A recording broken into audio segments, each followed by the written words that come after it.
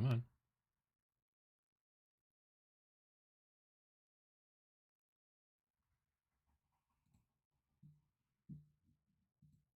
There we go. Okay, let's see here. Pop out the chat so I can see it in the other window. Or, I mean, screen. And switch it to live chat. Cool. And there we go. Hope you folks are all doing well. Happy time of day. Colin Mack, afternoon from Erskine, Scotland, doing the Kings of War today. Go Goblins. Nice. Gaming Geekery says, sorting through old pre-paints to use for a retro homegrown version of the old Muscle board game and kit bashes for miniature agnostic games here in North Carolina. Good morning, all. Sounds busy. Cool. Good morning from Jonesboro. How you doing? Checking in from South Ontario. Happy Father's Day. Absolutely. Happy Father's Day to all you fathers out there. Good morning from a very wet Yukon, Oklahoma, trying to clean off all the random projects in the hobby desk today. I did not do any hobby desk cleaning yesterday. I just did hobbying. So I probably should have done that, but instead I got things done, which I will show you in a little bit, actually. Well, done. I got things going. Let's just say that. Morning from a muggy Washington, D.C. I heard that D.C. was definitely pretty muggy yesterday, too. But how you doing? Hope you're doing well. Darnock X, good afternoon from a bit too warm Berlin, Germany. At least it's only 2 days for now. Yeah, it's supposed to rain here from like, it's not, I don't think it's going to rain today. Well, maybe it will. I don't know. But then like tomorrow's supposed to be sunny. And then after that, it's supposed to rain for like a week and a half or something like that, which is going to suck because that always messes with my basement. But we'll see how it goes. Morning from Chattanooga, Tennessee. Hobbying at work while listening to the pod has become my new Sunday routine when slow. Thanks for all the tips for a newbie. Absolutely. Hello from a humid Sussex, UK, where I'm currently editing the Volley Brawl rulebook once more. Nice. That's pretty cool. Volley Brawl. Is that is that the game that you're working on? Cool. Is it anything like what's that game? Guild Ball. Like Guild Ball was like, you get Blood Bowl obviously is the big one, but then Guild Ball was like soccer but like fantasy. Is Volley Brawl also fantasy, or is it something else? Let's see here. Good morning from a rainy Middle Tennessee, working on a chicken jockey Minecraft 3D print for my daughter. Happy Father's Day to the dads out there. Absolutely. VG Morph, how you doing? I had the Rain and Iron book in the mail on Friday, less than 2 weeks after ordering it. Nice. Yeah, I've heard that it's already getting in people's hands, so that's pretty good. Glad to hear that it is shipping quickly. Morning from Molly, who's just chilling on a Sunday morning. Got my toast and tea, and I'm warm, and just thought I'd think about that. It's a good thing to think about, really. Morning from Clear Fargo. How you doing? Fargo, is that Fargo, Indiana? Fargo, it's west of here, I think. What was the, no, Largo. There was a Largo, Texas, I think, that my step grandmother lived in when we went to Texas, or not Florida. We went to Florida in the 7th grade when I was in the 7th grade. The rest of the family was in different grades. My parents were in different grades. My brother was in the 4th grade, 3rd grade. Anyway, we went to visit, and it was in Largo, but not Key Largo. Key Largo is a different thing. She did not live in Key Largo. She lived in regular Largo. And that's the only thing I remember. But Fargo, that's a different thing. It's a great show. I love that show. 4th season was okay, but the other seasons were all good. Good morning from San Francisco. About to build more Necrons to bash some demon heads in soon. Nice. Morning from Montreal. How you doing? Been watching the final hours of the 24-hour race at Le Mans. Like, do they ever get to pull over and go to the bathroom? That sounds like a lot. Loved the video on Shadow War Armageddon. Did you get those PDFs for the factions when I dropped you the link a while back? Yeah, I did. But I also have the regular, I have the book. So like I said, I have the PDF ones and then also the thick book that has all the stuff in it. So, and I have another one actually coming, because I actually ordered it on eBay before I launched the video. So I have another one coming probably next week. And I might have a third of the thick book down in the basement. I could be wrong, though. I thought I did, but maybe I don't. How's the air quality been up there? It's been okay. There have been good days and bad days. It was definitely one day where I was like, wow, it's real orange outside. But for the most part, it's okay. Morning from Hartford, Wisconsin. How you doing? Working on a mercenary band for Mordheim. Nice.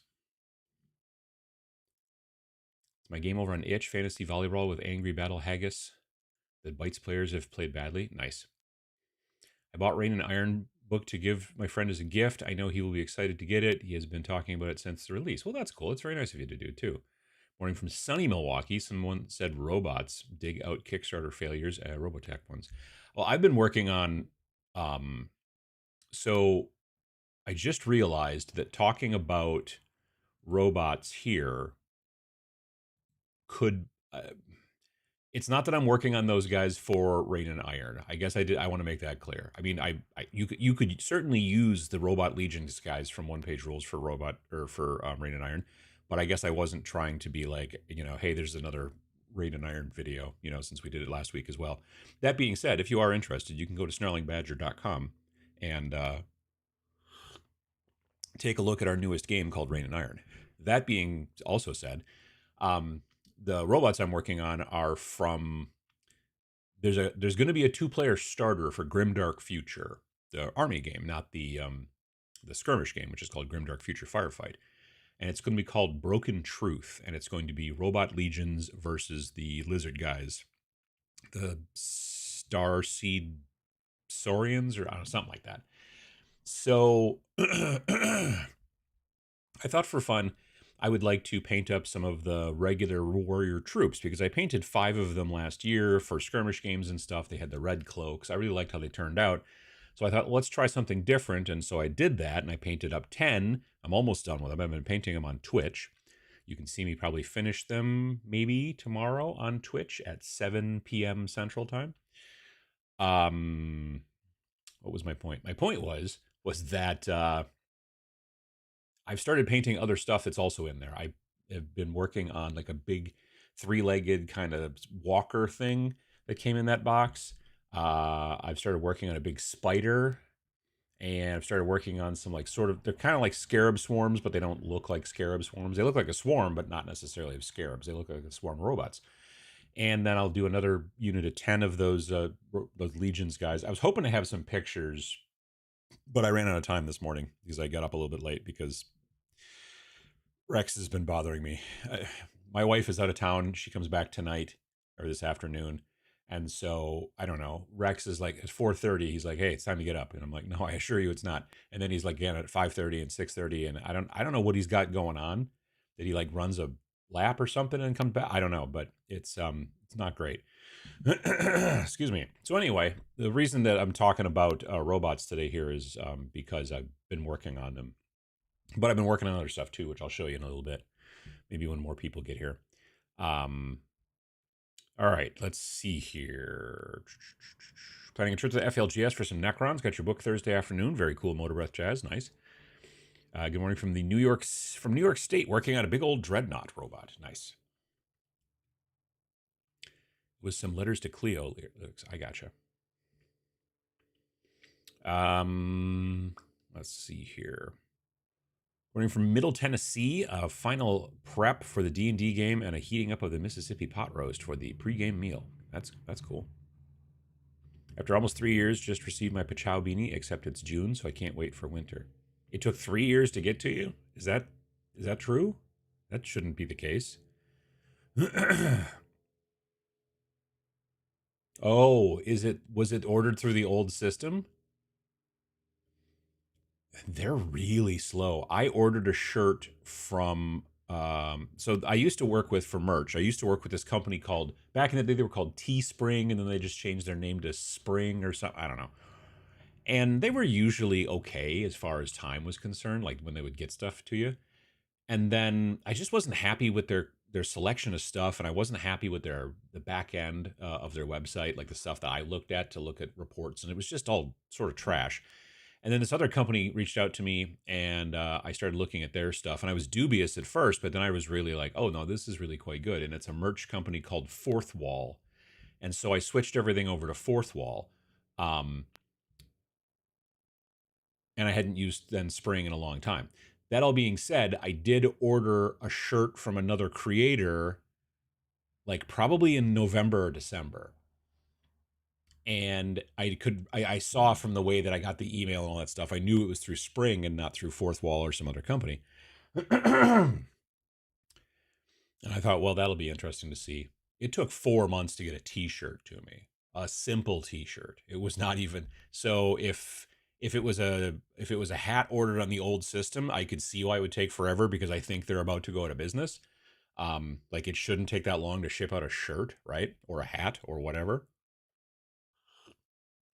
But the new service that I've been working with, Fourth Wall, they're really great and they're fast. Like, when I order a shirt to take a look at it before I put it up live, and stuff like that, because we use them both for the Snarling Badger Studios merch site, and I also use them for the Tabletop Minions merch site. Let's go take a look, if you don't mind.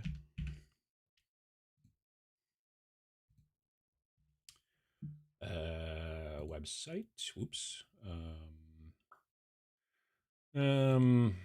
Let's get rid of you. Yes, let's put in a new source called screen capture.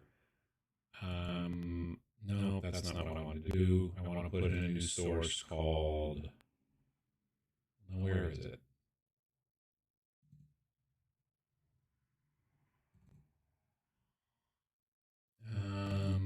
No, I don't want to do a window. That's what I wanted. There we go. It's Google, this one. Yes. Oh, it's too big. Of course. Why not scale it down to the size that it's supposed to be? Because of reasons. Why are there two of them? Reasons. Okay. There we go.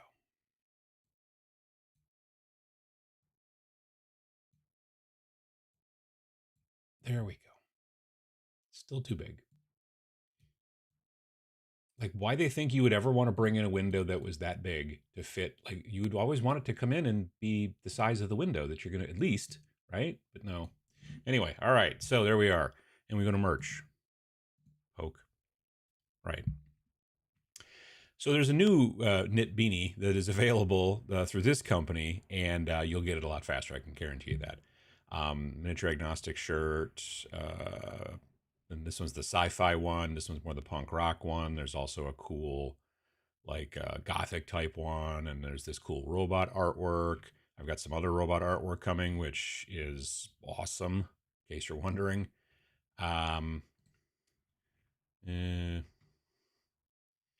Nick Romando shirt. There's the punk rock Pachow, Blood for the Blood God, stuff like that.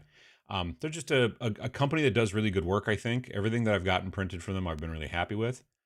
And I need to throw some more stuff into here, and also for the Snarling Badger one as well.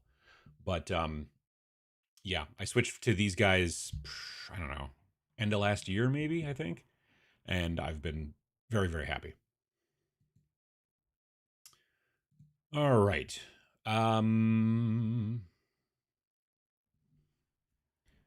Let's see here. Good morning from my mother-in-law's house. How you doing, Jay? Morning from Fort Worth, Texas, attempting to organize my pile of shame. All right. Morning from Ottawa. How you doing, Brian? Congrats on Rain and Iron. A good follow-up to that lore. Thanks. I appreciate that, Nick. Got my Rain and Iron book yesterday. Postal carrier folded the cardboard box in half and stuffed it into my tiny mailbox. The book survived. Alas, life near Detroit. Wow.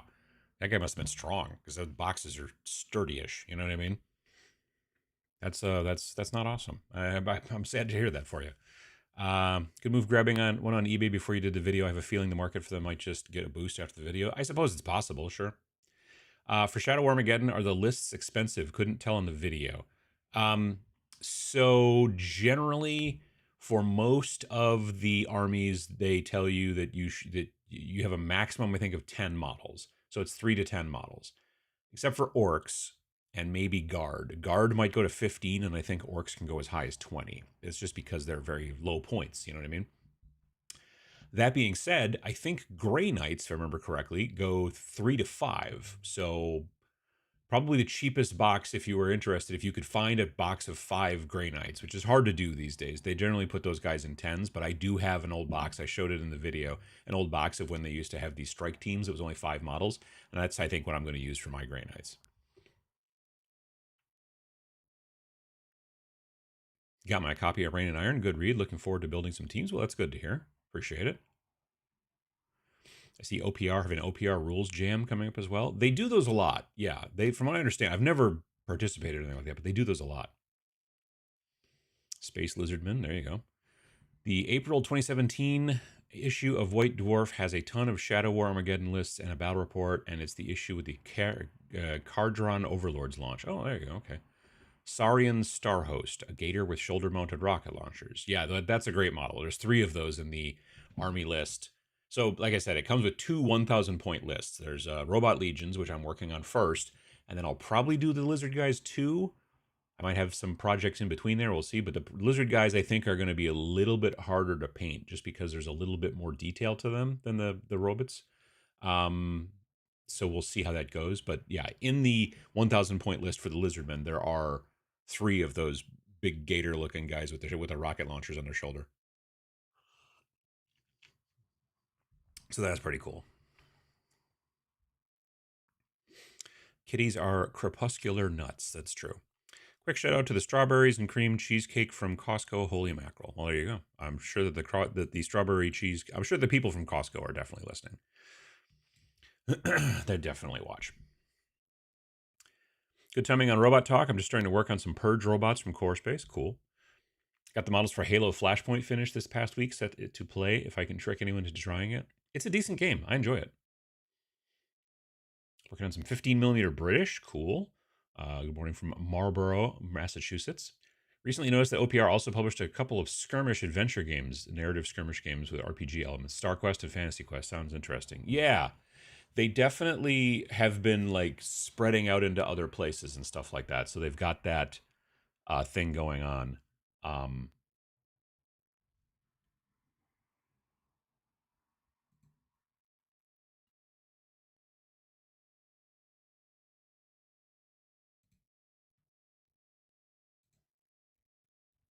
Sorry. I don't know why, but every time you bring in screen capture, it adds another audio, and then there was an echo, I guess. Someone mentioned the echo, and I'm sorry about that. I got to have that stuff set up ahead of time when I do this. I can't do it on the fly. It's not a good idea. All right.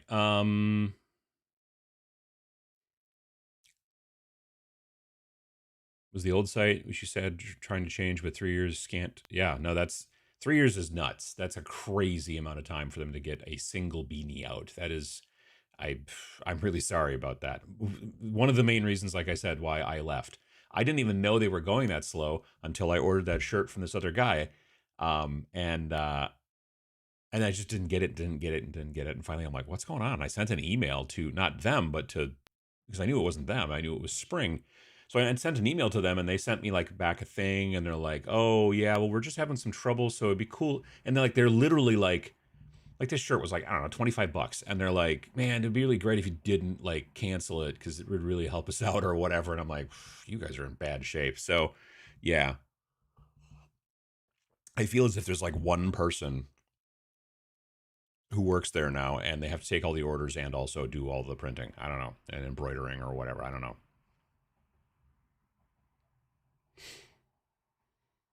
Timely for me as well. I got all the OPR Legions files, a bucket of resin, and an itch I can't scratch. Well, see, that's pretty cool. You're all set then. 2 weeks I'll get to visit North Bay Hobbies and Games for my annual visit. Well, there you go.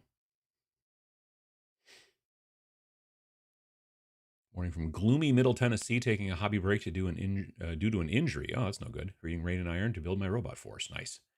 You need a shirt that says any game is miniatures agnostic if you believe in yourself. I've been thinking about that one, honestly. I have. This week is my week. After 2.5 years of no painting, I'm finally getting my brushes wet tonight, or again. I might need some accountability on the Discord, though, so please hassle me if you see me there. Absolutely. James S., how you doing? How fast do the images on the shirts get worn off from the new merch place, by the way? Um, so they don't.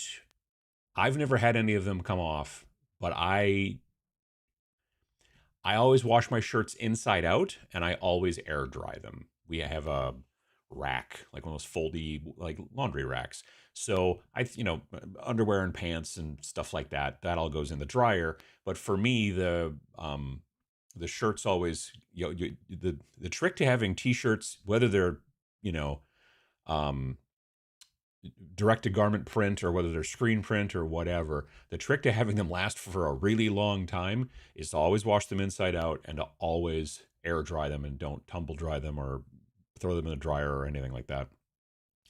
Mainly I do it, A, I do it to make my shirts last longer, but B, I don't put my shirts in the dryer because then they get too tight on me because I'm a fat guy. So it's, you know what I mean? And I don't like that. So if you've had trouble before though, I'm trying to think, because I think I still have shirts from the old company from back in the day, Teespring, that still look fine. Like my Live Laugh Blood for the Blood God shirt is from there. I know I have at least one of the Punk Rock Pachow shirts from there. And what else do I have from there? I have a Get Slain shirt, and all of those are in good, the print still looks good. But the trick is yeah, and again, any t-shirt, whether it's screen printed or anything, I always wash them inside out and I always air dry them. Yeah, that's always the way. Are there plans to make a fantasy game with a more lighthearted theme, like elves or other forest folk? No, not that I know of. I mean, you mean like from me and Vince? No, we don't have any plans for that. Anything like that. Any chance for Tabletop Minions logo mug sticker patch? I've got Tabletop Minions patches, both with Velcro on the back or with non-Velcro on the back. Well, I mean, they either have Velcro or they don't. And I just need to get them up. So the other benefit to using this company here that I'm using, Fourth Wall, which I've been using since the beginning part of the year, I think, is that in theory, I can basically set up a product. The way it worked with the other companies, if let's say you got some product made someplace else, you know a guy who makes patches, you got a bunch of patches made. Cool. You had to mail them to Teespring so that when people would order them, then they would ship that to them, which it's not bad, but it's also not great. With Fourth Wall, the way it works is that you can put up products that you have yourself, let's say at your office or wherever you do. And then when people order a shirt and then let's say a sticker or a patch or whatever, then the printing company will be like, cool, we're going to make that shirt, send it to you. And then they send me an email and say, hey, mail a patch to this guy. Now you'll get 2 different packages, so I'm not sure about the shipping thing yet. But otherwise, I've been selling the patches at TMX, and I've been selling them at sometimes I take them with me to Adapticon and selling them there. This company will do patches, but they only have specific shapes, like a circle maybe or a rectangle or whatever. Like the patches that I have are hexagonal, like the logo. They're nice. Do I have one around here? Yeah. So this is the Velcro version, obviously, and I don't know. It did really well. It's a nice patch. And I have other, like I said, I have the same size but with no Velcro on the back. Like if you want to sew it onto something or whatever.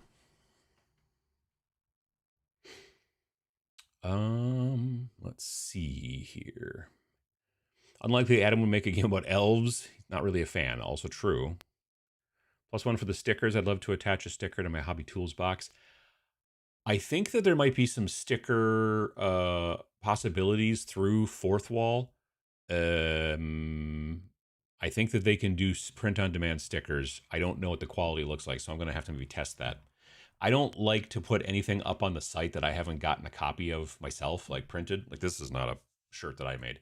But like I get the shirt and then I try it on and I look at the printing and make sure the colors are cool and all that kind of stuff. And so I generally don't like to, so I'd have to come up with something and then print it, have it made, and then have them ship me a copy and then look at it. And so, but that's now that Rain and Iron is out, and now that TMX is done last weekend, the rest of the year is generally easier for me. Like, admittedly, we've still got Snarl coming up in November. Vince is already working deep on the rules for that, and I'm trying to figure out if we're going to work with an artist or if we're going to do something kind of like we did with Rain and Hell, where we take pictures and miniatures and then have them like, digitally altered, like we did with like I said, with Rain and Hell. We worked with this guy named Scott from Artists Empire, and he did astounding work. And so we might do that too. I'm not sure yet. But for the most part, the rest of the year is a bit easier. Got to go to a couple of shows, Gen Con, Nova, then also Dragonfall, stuff like that.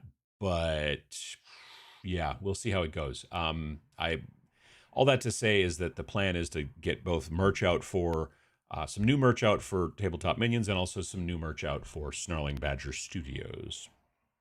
I've been wearing Death Wizards shirts in not the last couple of videos, but some videos in the last month, and people ask about them a lot. And then I'm always like, yeah, you can't get it yet, but soon.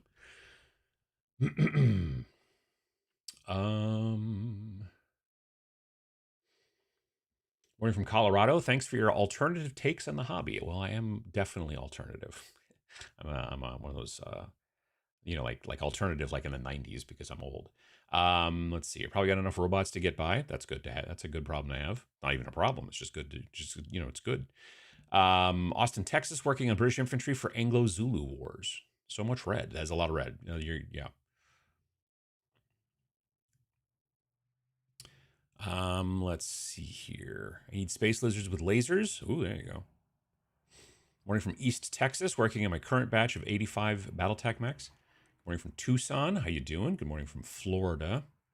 How come not all the shirts have 5XL? There's one of the Space Station Zero ones I would get if it fit my huge corpus. It is a situation of the different types of materials. Some of the shirts come in a lot fewer colors, and it's like the Gildan 6400 or Gildan 64,000, I forget, something like that. And that shirt goes into like up to 5XL, whereas the shirts that come in more colors, like blues and greens and oranges and stuff like that, I think only go up to 3XL, maybe. I'm not sure. But yeah, it depends on the manufacturer. So the only shirts I think that go up that big are the ones that, or maybe it's the other way around. I don't know. It's a good question. Because I'm looking here. Let me go back over here. Boop. There we go. So this one here goes up to 3XL, but let's see. This one, which is a different manufacturer, this one goes up to 5XL. So yeah, I think it depends on the different colors and stuff like I said, this one, does it say details? It doesn't say the name of the shirt specifically, but when I look at the manufacturing stuff, they'll tell you the difference and stuff. And so these go up to 5XL, but then, yeah, there are a couple that, it's generally the ones that are mainly just black and white, like, or black and gray and stuff like that, or white and gray, those are the ones that generally only go up to 3XL. So, there we go. Speaking of t-shirts, where did you get your Funky Mythos t-shirt from? Oh, this one I got this is Miskatonic University. I got that one at Gen Con. Jesus. Was it still in Milwaukee? No, it couldn't have been, because I was bigger then. I used to always have to wear 2X shirts until 2006 is when I was diagnosed with type 2 diabetes, and then started changing my lifestyle and stuff and got smaller. And so then I could start wearing XL t-shirts instead of double XL. So yeah, that must have been when it was Indianapolis still. But yeah, I've had this shirt probably 10 years, if not more. And then there's the one with the Fighting Fishman. That one's a digital print shirt. And that one, I forget where I got it. If you look for just fighting fisherman shirt, you'll usually find it. I don't think if it was Redbubble or Threadless or one of those companies.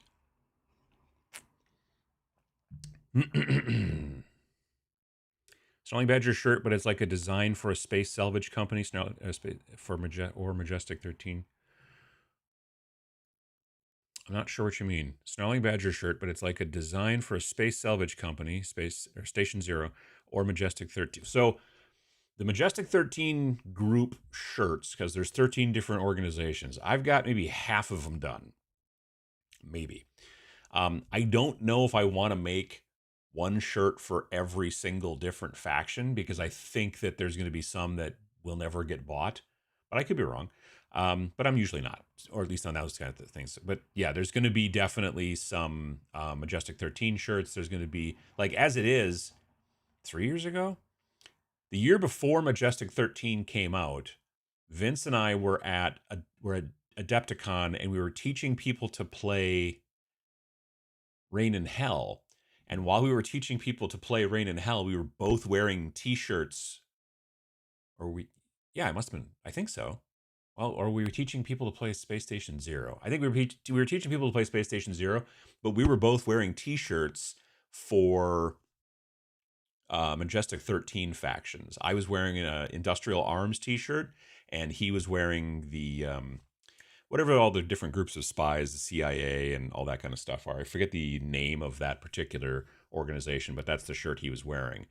So it was like an Easter egg where we were wearing shirts for factions for the next game that was coming out next year, even though, so, but there are other ones done as well, but I don't have all 13 of them done. So we'll look into that.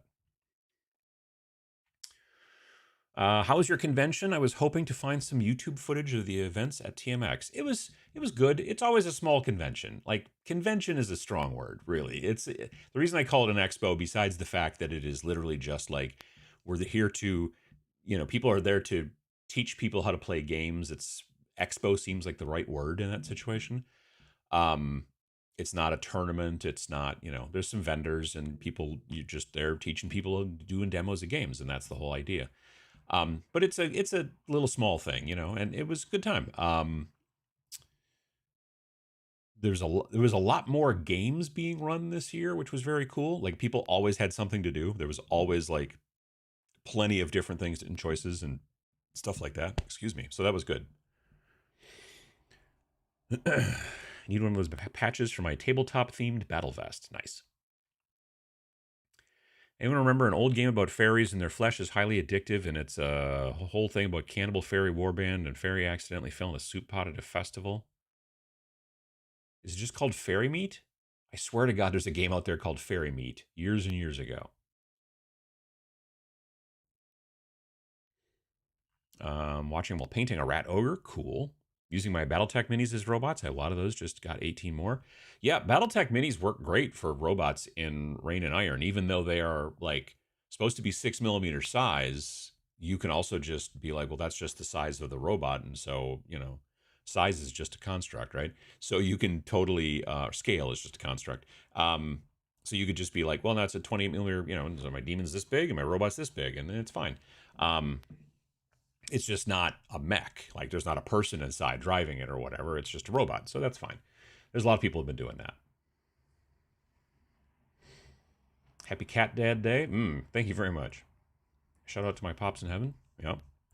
Same here. I have a group of old metal robot miniatures from various manufacturers that I can use for Rain and Iron, Skirm, Space Weirdos, and Mini Gangs. Miniature agnostic synergy. Indeed. That's the thing that makes me happiest about miniature agnostic stuff. Besides the fact that I get to make the models and use the models that I want, I also can then use them in 4 different games if I'm smart about it, right? Good morning from Virginia. How you doing? Happy to be here while painting. Well, good to hear.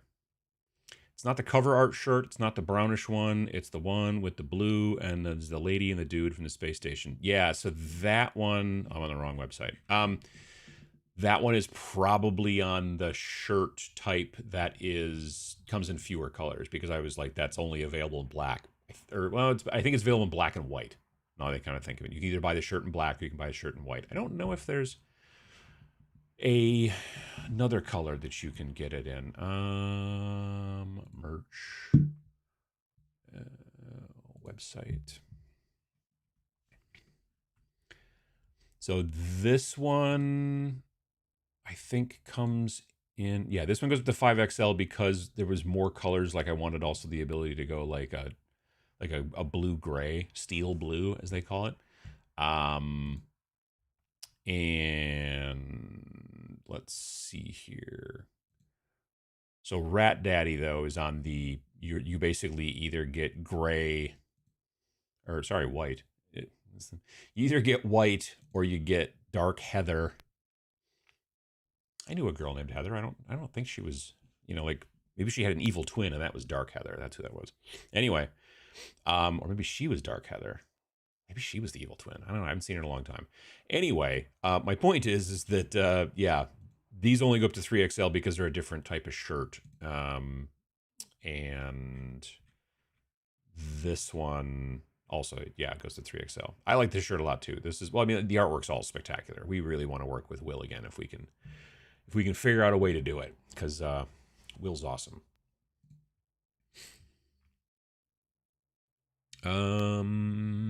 Let's see here.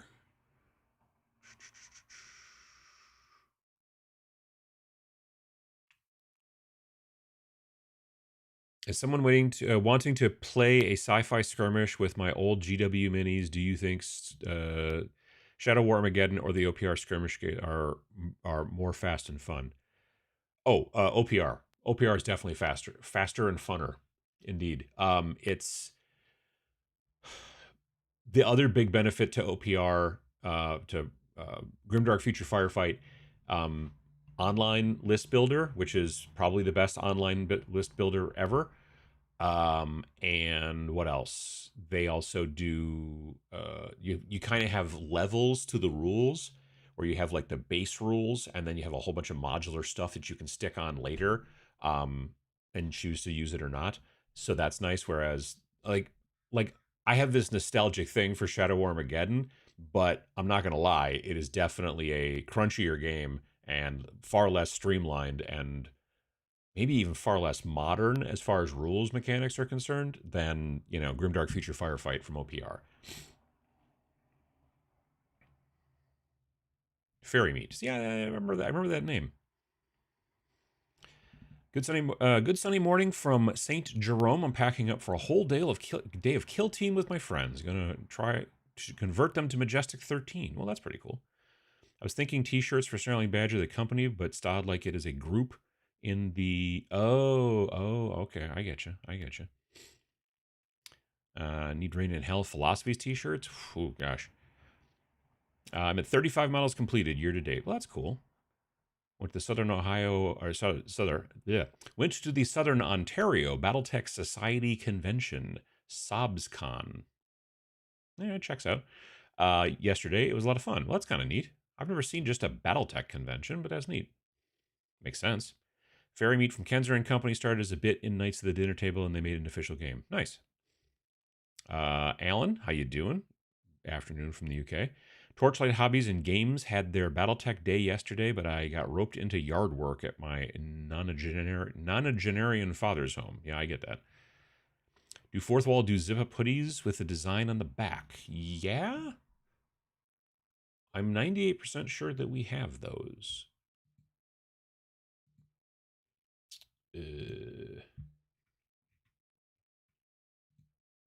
Yeah, right here.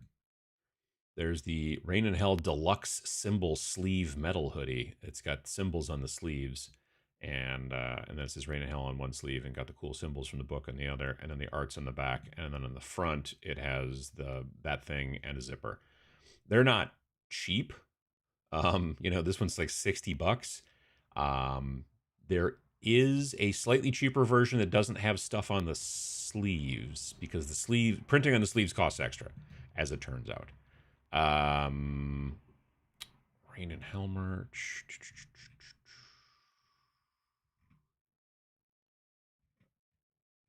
Or maybe I don't have a version. No, I have one version that has Rain and Hell on both sleeve and one version that has the symbols on one sleeve and Rain and Hell on the other sleeve. I should make one that just doesn't have any printing on the sleeves at all, and then that one would be slightly cheaper. That would be maybe a way to go too.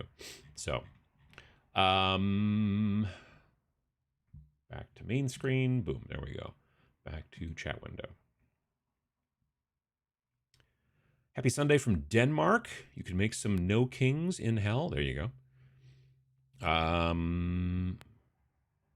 Shadow Armageddon is based on the original Necromunda rules, so that makes sense. Yeah, for sure.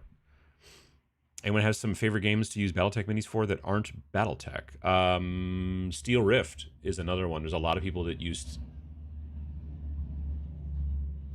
Small chapter of the Hells Angels is driven by. There's a couple of different... There's a lot of people who use Battletech miniatures in Steel Rift. Steel Rift is a mech game by Deathray Designs. Normally, Deathray Designs' actual mechs have a larger round base, but they make like a round thing that can kind of snap on around the hex base of a Battletech miniature so that they're the right size and everything. So that's something to think about too.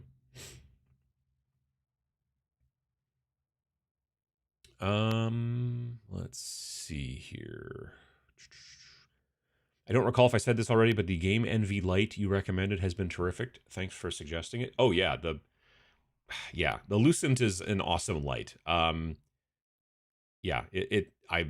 the thing I noticed recently also too is when I shoot video with it, it doesn't flicker like the old lights that I used to use. To your eye, your LED lights don't usually flicker, but the cheaper they are, when you shoot at a certain frame rate, let's say for video, you'll see them not necessarily flicker, but you get this weird banding that goes through the screen, and it has something to do with the two frequencies of the frequency of the light and the whatever you call it, the shutter, frames per second or whatever. It's a whole thing. The lights that are behind me when I'm at the studio doing my normal Friday videos, those kind of like old timey like Edison lights back there, those are LED as well. And so when I'm editing, I can see the banding. Like if I'm like fast forwarding a lot, I can see the banding, but if I'm not, you don't really pick it up. But yeah, it's weird. But the Lucent lights don't do it at all. So they're better actual quality LEDs. Went to the Superman's celebration in Metropolis yesterday and saw an amazing lighted drone show there last night. Oh, that's pretty cool. Morning all from Delaware. How you doing? Shadow Armageddon book with other factions included is gone from eBay. I mean, that's a bummer. Okay. I mean, there's only so many, I suppose. Again, GW needs to start putting stuff like that out as a PDF, but again, it won't drive shareholder value. Nose is slightly runny, sorry. What was it like getting that silicone palette made? I tried it out last night. Works great. I ended up basically a Patreon viewer, one of my Patreon supporters, said, "Hey, I found this online, but you have to order like 500 of them or something like that," and sent me a link to that basically exact same thing. It's square, 36 little dots, white, has an area for the logo, and very good friend of mine. She works for a company that puts logos on stuff, like a promotional company, like they make pens and this and all that kind of stuff, and they just, your company put stuff on it, stick it out the door. And so I sent her the link to that, and I said, "Do you think this is something you could find?" And then, and she said, "Give me 20 minutes." And about 15 minutes later, she came back and she's like, "All right, here's the price breakdown." So she had been able to figure out where to source it from and take care of this whole thing. I don't understand it at all. But, so I just ordered them straight through her. And, I knew what size the thing was supposed to be. So I just designed the logo to fit within there and sent her the artwork and done.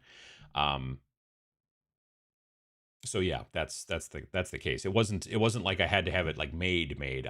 Someone finally found one that I wanted, square, white, had a spot for a logo, and then I just had to, because I know somebody who works in the industry, I was able to do it and get it printed.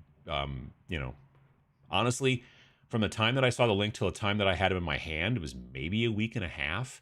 That whole industry runs on incredibly tight deadlines because they know that in business, everybody waits till the last second to get stuff done.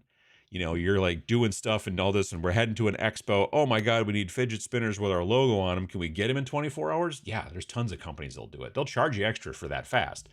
But all that promotional products industry runs on incredibly tight deadlines because people in business never plan ahead. It's just, it always happens. We had the exact same thing when I worked at the company. It wasn't a printing company. It was a company that made printing plates, rubber printing plates for cardboard boxes. And it was always a situation of like, oh my God, can we get this done super quickly? I worked at a label manufacturing place. I worked at a label manufacturing place after that. And our biggest client reached out to us shortly after lunch. So this is like 12:30, 1 o'clock or something like that on a Wednesday or something. And they needed 1,000 or 2,000 stickers to Georgia by 7 p.m. We didn't even have plates. This is not like a reprint. This was a completely new order, but they needed it by 7 p.m. Otherwise, the manufacturing line was going to stop or some sort of big, huge problem or whatever. And they paid for it, but it happened. Like, it basically, like, we stopped everything, made the plates, did the stuff. They put it on there. They printed it, they chartered an airplane out of Milwaukee and flew it to stupid Georgia. So yeah, it happened, but it's crazy. That's expensive, but since Rain and Hell's my favorite Snarling Badger game, I think I can stretch the budget. Well, no, it's and I like hoodies. I like hoodies a lot, especially when they have a zipper. I like zipper hoodies the best. SobsCon was at Torchlight. I think it had about 150 to 200ish people show up. Nice. It was the inaugural SobsCon, so really good turnout for a dedicated Battletech event. Yeah, very good. That's very cool. You guys going to make Majestic 13 shirts? Yes. Steel Rift is great. Also, yes. Love my Rain and Hell zip up, but I think it has a defect because the sleeves fell apart real fast. Like the printing on them, or the actual sleeves came off? Because mine has not done that. That's very strange. Because again, I made sure to get a print of it before it's time. I cut them off, made a sleeveless hoodie that looks baller. Well, that's good, but that's weird. You mean like they disconnected from the shoulder area, or they, like I said, the printing got, or was it the cuff part? Let me know what happened with your sleeves. You can use Battletech minis in a Fistful of Lead Systems Battlesuit Alpha by Wiley Games. I've heard of Fistful of Lead. That's cool. I actually received one of the Lucent lights for Father's Day today. That's pretty cool. Haven't got it set up yet, but looking forward to seeing it if it lives up to interwebs hype.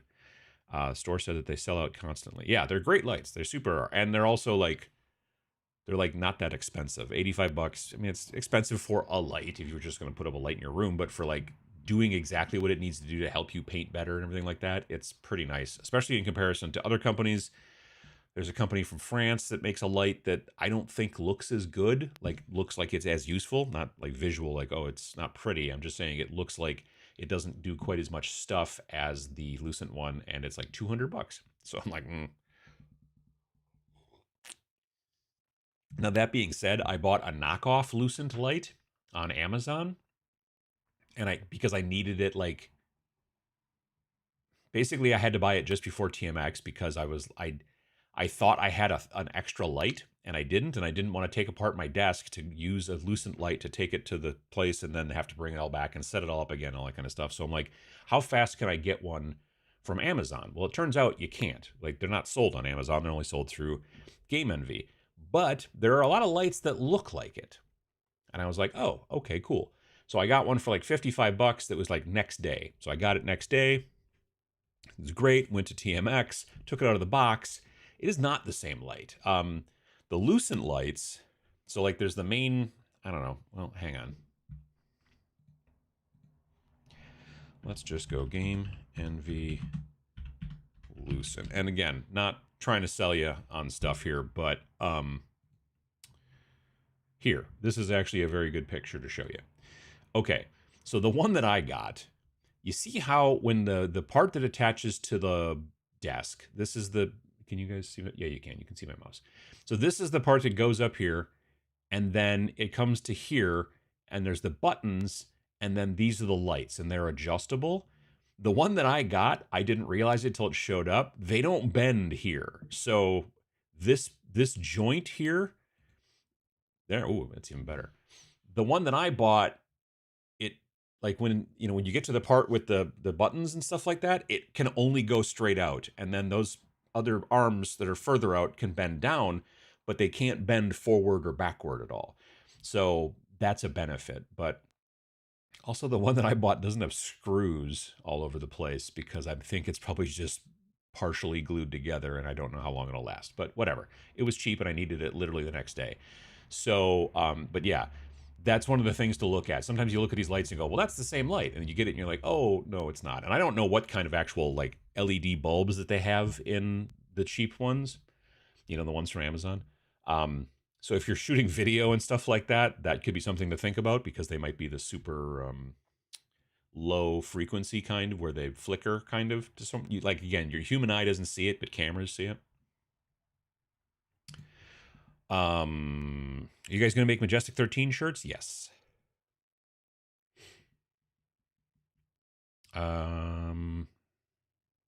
Father's Day, Lucent Lights. There we go. Good morning from good midnight from Australia. How's your week been? Not too bad. It was well, there was a lot of back and forth with my mom. We're trying to figure out how to sell her condo and get her into a facility, like a assisted living thing, because it's been troublesome. She was in the hospital during the weekend of TMX, so that was a thing. But she's better currently, but she needs to be in a facility.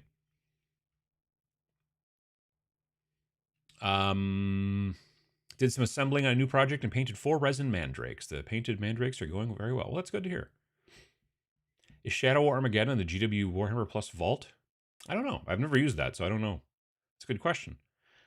LED lights should not flicker with a proper power supply connected. If the DC voltage is not regulated, like inside of a T-light, you will get a flicker from the unregulated pulsing DC. From the way I understand it, to save energy, a lot of LEDs will have a flicker that, again, you can't necessarily see, but they do that so that they're not constantly on, and it can over time reduce the amount of electricity that they're using. And that's like cheaper lights have a tendency to do that. Like this light that I'm using here up above my head right now is a fill light. Let me modify it. So I'm currently using this light. It's an Elgato key light, and it is currently at 4%. And so if I turn it up, it doesn't flicker, but it's designed to be shot on video, so they want to make sure they use better stuff for that. I'm gonna drop that back down. There. There. So I just use that, even though I'm in the sunroom and but it's like kind of cloudy today and stuff. If I turn it off, you can kind of see the shadows. So you just want to have a little bit, just pop it a little bit, just But yeah, like inexpensive LEDs have a tendency to flicker, not so that you can see it as necessarily like that. That's definitely bad, but they're flickering so fast. But that's supposed to make them so they use less power, from the way it's been explained to me. GW used to make PDFs of their old games available on their website. Yes, they did. Regarding Battletech Mech Mini Games, Modifius has a quick play PDF for hardware on Wargame Vault. Oh, that's cool. You think you'll ever get more of those tabletop minions bags? Oh, the battle foam ones. I mean, maybe we might do another collab, as the kids say. I don't know that we would do it necessarily next summer, but maybe the summer after that. Whether it'll be that same size bag or maybe something slightly larger. They make a really nice bag that's still skirmish oriented called I think it's a Pack 160, which I like a lot. It's maybe about twice the price, so probably around $100 or 110 or something like that. But it's a really nice, still small but bigger than that bag. You know what I mean? And maybe we'll do that bag again. I don't know. I haven't decided. But I also got to go through those guys. They are starting to do more. Like it worked out well enough that they're real happy with it. I think they're doing a bag collab now with another YouTuber with Vanguard Tactics. Steve from Vanguard Tactics back at Adapticon was telling me about it. So I think they're working on that. So yeah. 100% zipper hoodies are the best. I think so. Positive was a production mistake because I've gotten stuff from the merch vendor before and never had an issue. Oh, gotcha. Okay. It's weird, though. I mean, you could have, well, you probably could have contacted them and said, hey, the sleeves fell off my hoodie, and they probably would have sent you a new one, I would think, but it depends on how long you had it, I guess. Maybe. I don't know. Got a Carhartt full zip hoodie that I use when I'm hobbying. Never looked back thing is going on 15 years. Sure. Oh, yeah. Carhartt's pretty strong stuff. Packing a house to move, realizing my pile of shame is taking more boxes than the rest of my stuff. Yes. Same thing happened when we moved my wife's books. The stitching wore out in the sleeves near the cuffs and the shoulders after one wash. That is weird. Yeah. That's very strange. I mean, honestly, at that point, I probably would have, if it was me, I would have reached out and said, hey, to either me or more likely them, because they're the ones that could do something about it. But if you reach out to me, then I would forward it to them or tell you, here's the email. Or that happens once in a while when people have trouble with like a book that they ordered or something. Like sometimes there's misprints or things like that. And so they'll reach out, and then customer service for that company takes care of them right away. I've not really had to deal with customer service from Fourth Wall because I haven't had any problems myself yet. But yeah, I would definitely think about that. Hello from Southampton, plotting out ideas for a game of Prohibition bootleggers using Innsmouth for bringing in alcohol shipments. Oh, there you go. Nice.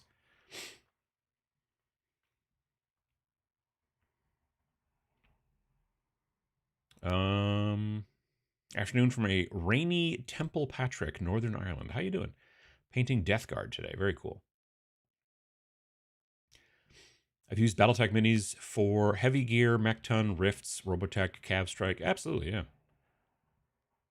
Took forever to get my grandma into assisted living, but once we got there, she loved it. She said every day felt like she was on vacation. Well, that's nice. That's pretty cool. How are the beasties doing? Fine. So yesterday, I grilled some brats out on the driveway, and then I came in and I was bringing them into the plate, and I opened the door, like as you come in the back door, and then there's a door that leads into like the back hall in the kitchen and all that kind of stuff. And I opened that door, and George ran down the basement, which he loves to do that. He thinks it's hysterical.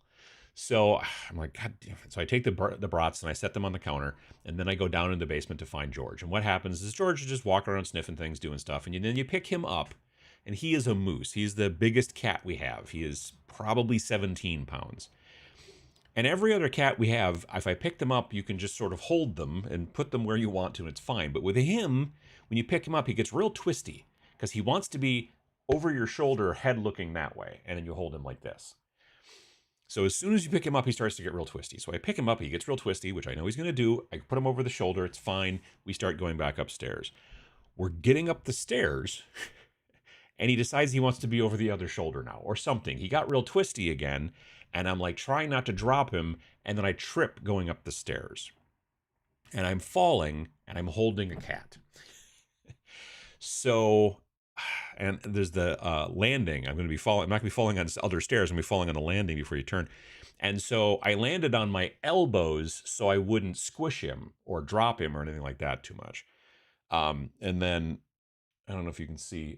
It's not bad. I mean, it didn't bleed. I'd like skin came off of both elbows and also one knee, and so I've just been sore kind of from that. And he was fine, but of course he got away from me, went back down to the basement. But then whenever you pick him up in the basement, you start bringing him upstairs. He is so happy with himself that he got to go down in the basement, and now you're carrying him back upstairs, and he just purrs like a motorboat.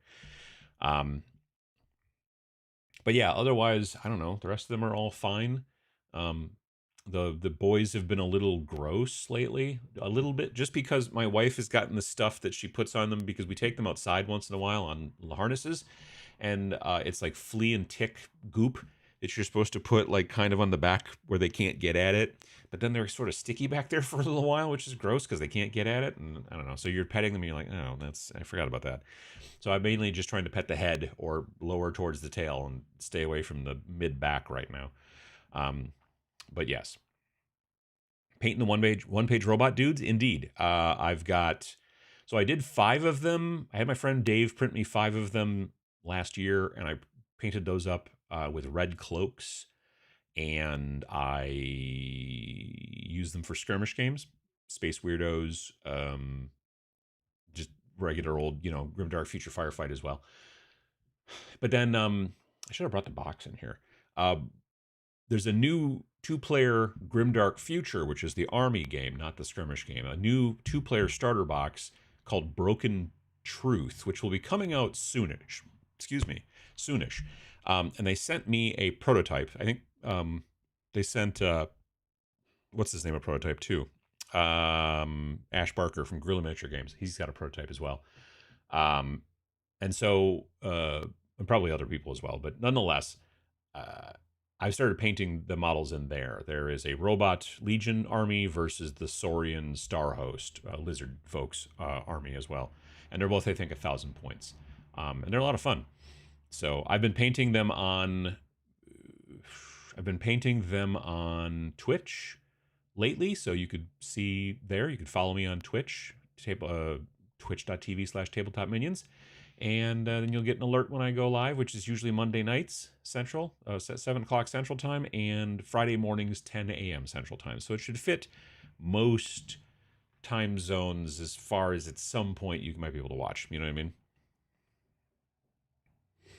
I would love either an Altoids tin silicone palette, or if your big square one had a flat mixing section. Interesting.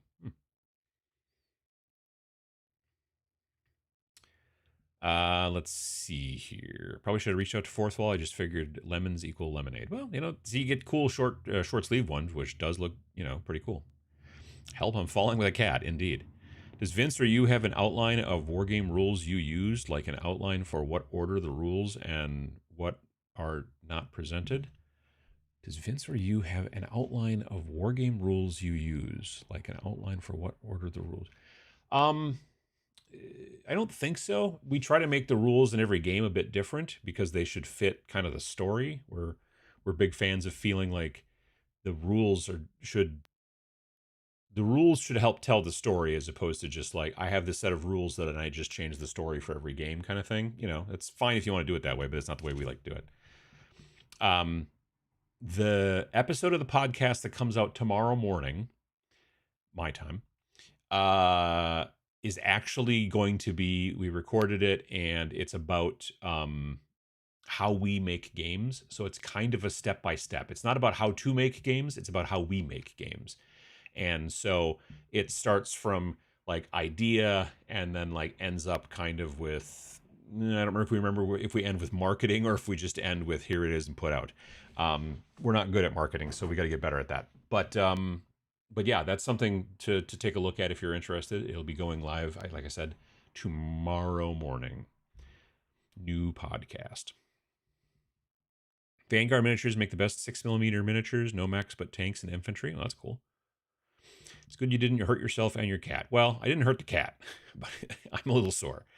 But I didn't bleed. I really thought because I hit my knee real hard, and I was like, oh, that's going to bleed. And it didn't. It just rubbed a bunch of skin off. So. Sorry, and Star Host is so cool. I bought their army set. I'm trying to get a veteran or Tyrannosaurus because, well, yeah, absolutely. A presentation outline is what I was looking at. Huh, okay.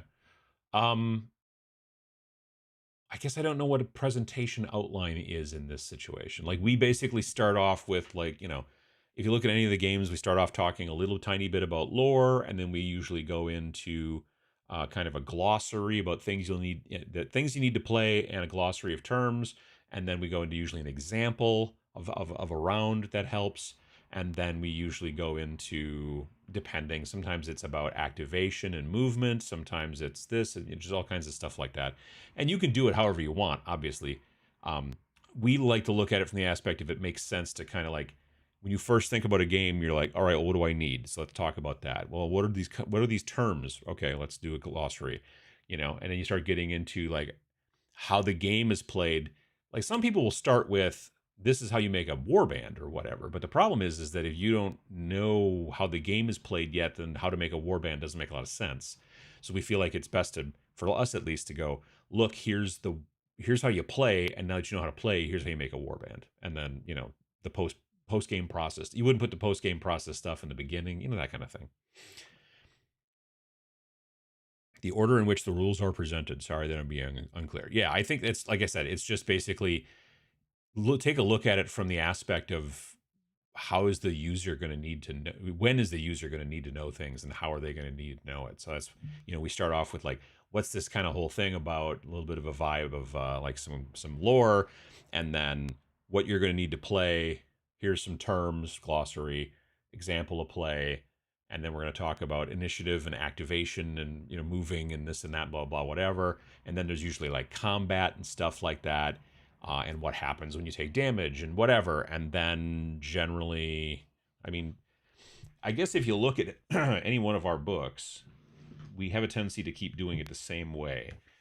So here's original Rain and Hell, which I think we've changed up a little bit maybe since then.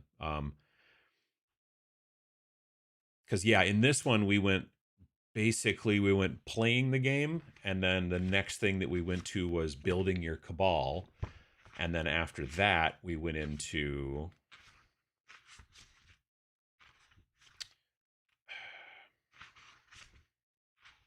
the next thing, movement and combat. And in the future, well, after this, we basically would do the how to build your stuff after learning about movement and combat, because it just made more sense to us. So that's the way we've done it since. How many game ideas do you have already for the next couple of years? Extreme ballet dance-off set in a post-apocalyptic Broadway setting. So we have the micro game that'll go in Snarl is in progress. And then we have 2026's spring game. We know what it's going to be. It hasn't started being particularly written, although I think that Vince has been doing some notes. And then we don't have Snarl 2026 nailed down yet. We don't know what we're going to do for that, but we do know what our spring game of 2027 is going to be. So we're planning at this point about 2 years in advance. That's kind of where we're at right now. Have you thought about making a Wild Weird West game? It could be cool to see your guys' take on it. Not really, and I think part of the problem is that you kind of have to have specific models for that kind of thing. You know what I mean? When you're doing miniature agnostic stuff, I always have in the back of my mind, where can the player find models for this? You know what I mean? When you are a company that makes models and sells models, and then you make a new game, you make the models for the game, because then, hey, you get to double dip. I mean, you're going to buy the rules from me, and you're going to buy the models. Unless you're a good company, then you will be like, look, if you want to download the rules for free, you can do that, and then you buy the models from us. That's fine too. But when you're a company that just sells rules, when you're basically a miniatures agnostic kind of game concern, then in that situation, it's always like, but where can I find those models? I've called it many times before, and I refer to it as the robot squirrel conundrum. And what that is if you make a game about robot squirrels, you're probably going to have to at least figure out some sort of way to even sell robot squirrel STLs, maybe, because there's not a lot of those out there. When you make a game about a very specific thing that there's not models out there to find, then you better make those models as well. Otherwise, people will be like, I would buy that. It sounds interesting, but where am I going to find the models? I mean, people say that already about even like games like Death Wizards. They're like, well, where am I going to find skeletons? And I'm like, Google? I mean, seriously, like so what we learned from Rain and Hell, our first game, going forward, we always launch a blog post at the same time that we launch the new game that says, this is a place where you can find robots or skeletons or necromancers, or like, we just give you a bunch of different options to go to so that you can do that. Because if we don't do that, then we just get question after question after question. Honestly, typing skeleton miniatures into Google will find you a lot of stuff. So there's definitely some benefit. I mean, Google's not as cool as it used to be, but there's definitely benefit to doing that.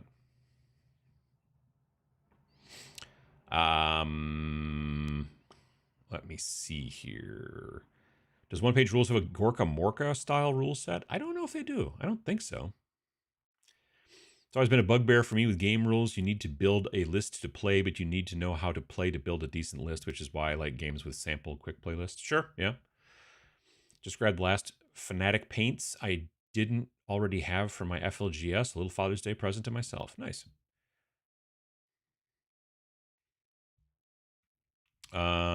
Thing I've seen a lot of lately is if a game is good, you will find people making STLs for it.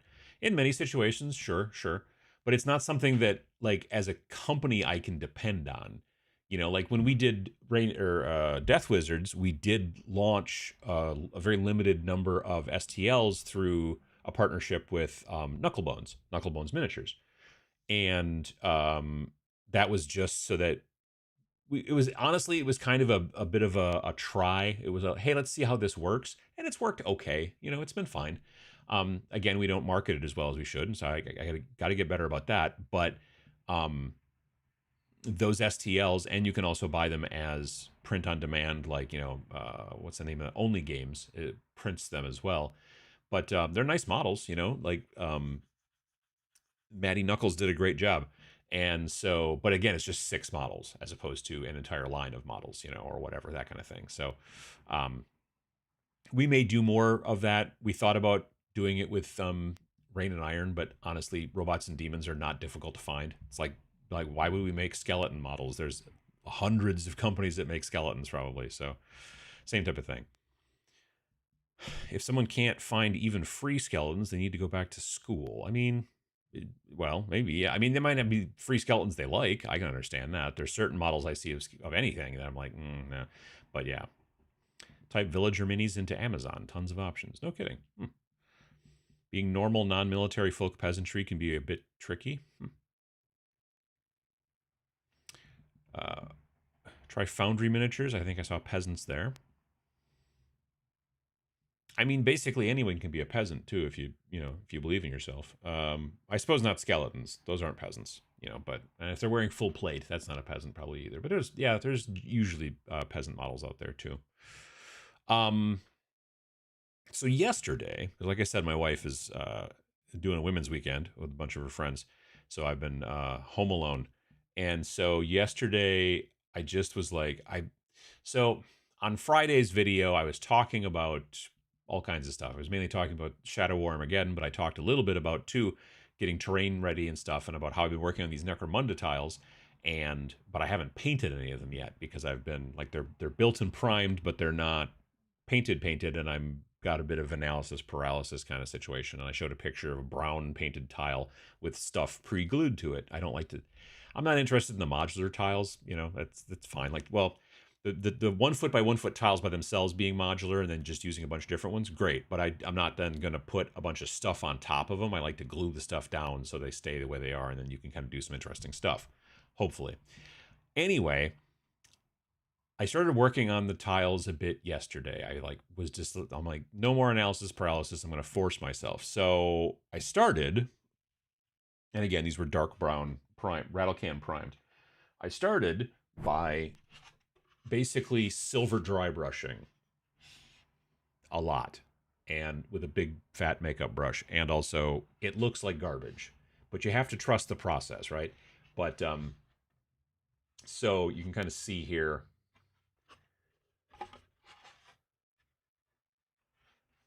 this is where I got. And then I did a second one, and then I was like, all right. And then I'm like, what am I going to do next? What's the next thing that's going to help to save this? Well, as it turned out, it was actually relatively simple. Time consuming, but simple.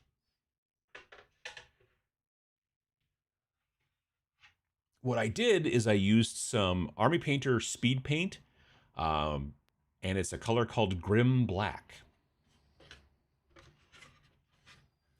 And I just painted in the little square bits. So all the silver dry brushing I did, like, it's still spotty because you want it to be a little bit, but it was also in all the middle bits here too. And now those parts are all painted back to black. Not perfect black, also kind of patchy. This is all going to be beat up and crappy looking because, you know, hive cities are millennia old, I think, or at least a really long time, right? In many situations. So I got to that point here. And again, like I said, it takes some time, but because it's a speed paint, it's very fluid. So it kind of flows up to the edges of these things pretty easily, and that's not too hard. And it's a one coat thing. I'm not having to go back and put second coats. Here and there, if I put it on light somehow and there's like a weird spot, like, you know, I might go back and fix that, or I might just leave it because, again, things are going to be beat up.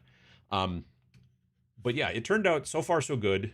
I'm also going to be putting like some rust stuff on there and doing things like that. But this, in my mind, looks a lot better than, you know, the previous step. My next plan is all of these like pillars, like, well, not this one so much, but like these pillars, I'm going to paint this inside part like a lighter color. I'm not quite sure what yet. And then kind of weather it and stuff like that. Towards the end, there's going to be a lot of weathering with shooting speed paints through an airbrush, because that just gives you this kind of dinge that you can kind of fade, and it's actually really nice. But yeah, so far, like when I got done, and this is not done obviously yet, but at least I got done with this part, I was like, okay, I'm going in the right direction. Because yeah, this other piece over here, like after I got done dry brushing it, I was like, oh no, that looks like garbage. You know, it's not great. But you got, again, like I said, trust the process and know that when you take that, at the very least, just start working on the floor tiles and just darkening them up. I just think it looks a lot more visually interesting. And like I said, there's going to be rust washes. There's going to be a lot of different things going on here. But this is a nice starting place. And next thing is to start painting, figure out what color I want to use on the insides of these pillars or whatever. You know, these archways and stuff. You see these little things. They're all going to need to match to some degree. But I do have some other terrain on here. Like I added, like this piece here is not Necromunda terrain at all. It's some other GW sci-fi shenanigans that sort of fits. So I glued it down. This is the same type of thing, that weird little tank there in the front. Like that's from some other GW kit. That's not supposed to be for Necromunda, but it works.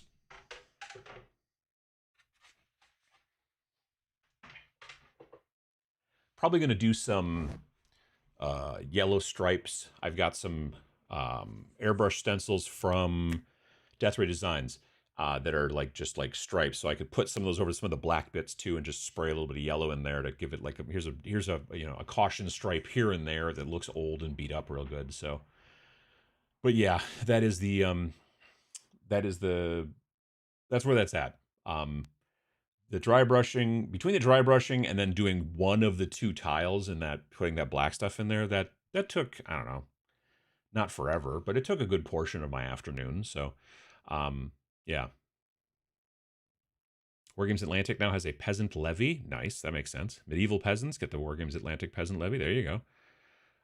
Any old RPG settings you like to riff on for Wargames projects? I like Turtles in Space from the old TMNT RPG. Another is Werewolf's Rage Across the Amazon, and other Starfinder and Spelljammer. Not really. I mean, like I don't know. Generally, the stories and the ideas and like the lore stuff for our games kind of comes up usually kind of out of a whole cloth. We don't want to go, oh, well, it's inspired by some other company's game, because I think that could get legally sketchy. I don't know.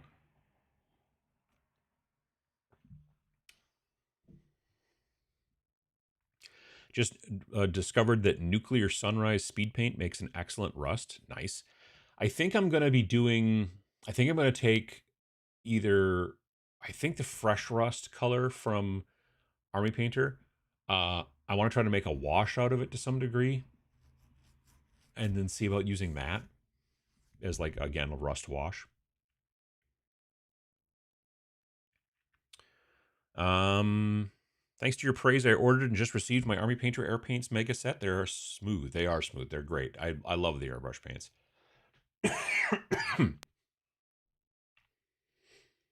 Just using Grim Black improved things a lot. Yeah, it did. It really did. Like, initially I was just like, ugh, this is not. But then going through and doing that did help it. I mean, it makes it look, I don't know. It almost makes it look a little too fancy. Like, well, isn't this a very fancy, you know, like Necromunda Hive or whatever. But again, it's going to get beat up. Like, I'm going to be doing other things over the top of it, but it definitely helps to improve it. And like I said, then these, like, this is a 3D print, this piece here that has this kind of indented area. And then I just put like a Necromunda. This is an actual plastic bit that I glued in there. That is just like, and there's a little skull. You guys can't really see it, but there's a skull there too that I just added in. And it's just like a cool little alcove. You could put a shrine in there. You can do whatever you wanted to, I suppose.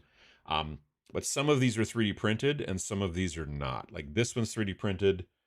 These are regular GW ones. That one's regular GW. The other board is almost all 3D printed. Um, but yeah, they're just, it's fun to play with, and I just like the idea of having these things like glued down. My friend Raven, who taught a couple of classes at TMX, Gravenly Studio, you can look him up on Instagram.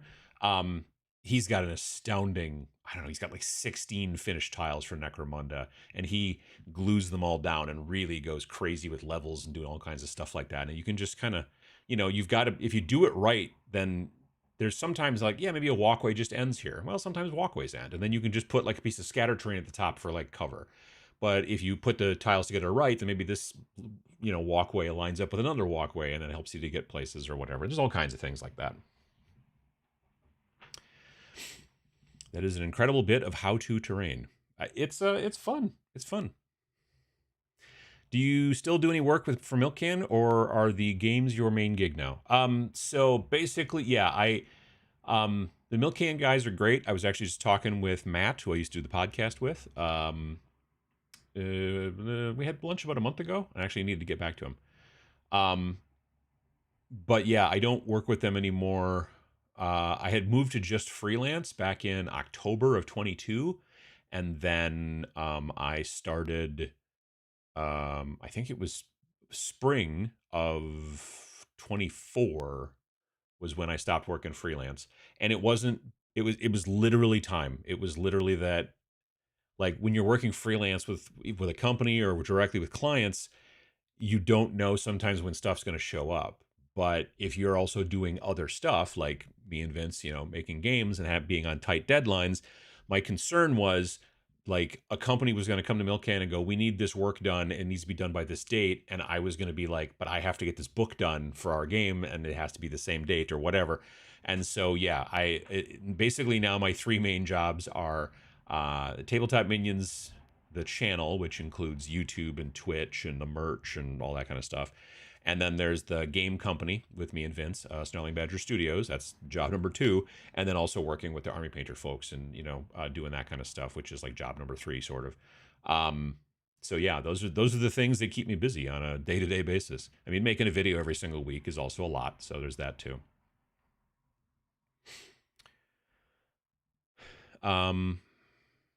The only thing that seems unrealistic with the Zone Mortalis terrain is how clean it is. I've never seen a vacuum servitor. You can't see it in the detail here, but I agree with you. So I've got, I don't know if you can see it or not. There's a lot of texture. I like to go through here and like dab texture paint. It's gonna have to get dry brushed down the road and get like so that it pops out a little bit more. But yeah, I like to speckle texture paint in spots so there's grit. It's also really good for helping to kind of blur the lines when you glue stuff to the board. So again, you can't see this, unfortunately. I wish I had a second cam, but I so infrequently use it. But I speckle a texture paint all along where like this bulkhead thing attaches to the floor, because otherwise you just see bulkhead sitting on floor. But with grunge all the way around it, it helps to kind of hide it a little bit. And I agree, that is, you wouldn't think that a hive would be so clean. And like I said, that still has a lot of weathering to do still to make it more beat up, but that's where we're starting. So I've used speed paints over metallic dry brush, the metallic dry brush over colored paint. Have been very happy with both approaches. Nice. Wise Penguin, how you doing? Building and painting Dead Man's Hand redo Cowboys, or is it Redux? No. Cowboys and Girls today. I really like how the terrain came out. Nice. Oh, like how that terrain. Oh, thank you. I appreciate that. Yeah, it's like I said, so far, you know, it's just we're in process, but it's one of those things like if I would have not moved forward after I did the dry brush stage, I would have reprimed, because this like doesn't look good, right? Like, it just doesn't look good, and you're like, ugh. But when you go through then and paint up all the little squares and the tiles and start doing that, then all of a sudden you're like, oh, okay. And you can see, again, people talk about trust the process, but it's really actually quite important, because it does really help, you know, And the reason I use the dry brushing here, and I think this is a color called gunmetal. The reason I used it is because I'm like, this stuff should be metallic, but I'm going to try to hide a lot of it. You'll also notice how it's brighter metallic here and then not nearly as much as I get down to the ground. And that's because, again, my plan is that as this stuff gets closer to the ground, it's going to get grungier. So you're going to see more metallic in the raised areas than you are down here. And this, like this panel in the middle here, like I said, I'm going to paint this like a lighter color, maybe cream or like a tan. And then there's going to be a bunch of grunge that kind of goes in there. And then towards the end of the process, I'm going to take my airbrush and I'm just going to spray like either bony matter or pallid bone or one of those warmer kind of speed paint colors and just spray along the bottom of all of this. And that will also help to darken things up and blend them between this. And it just, spraying speed paints through your airbrush on terrain, especially pre-painted store-bought terrain, can weather them and make them look so much better so quickly. I think I do need to make a video about that. But partially also, I'm not going to lie, it's also just harder to get the dry brush down closer to the ground. So that also helps that this is also a thing. But yeah, doing all of that and just it's going to be a big project. And I'm really only going to build 4 of these to start. And then I'll probably build 2 more, which won't give me a 3x3, but it'll give me a 2x3, which is not a bad board size. That's fine. But if you think about it, a 3 foot by 3 foot is 9 of these, and that's a lot of work. But eventually, I wouldn't mind going down there.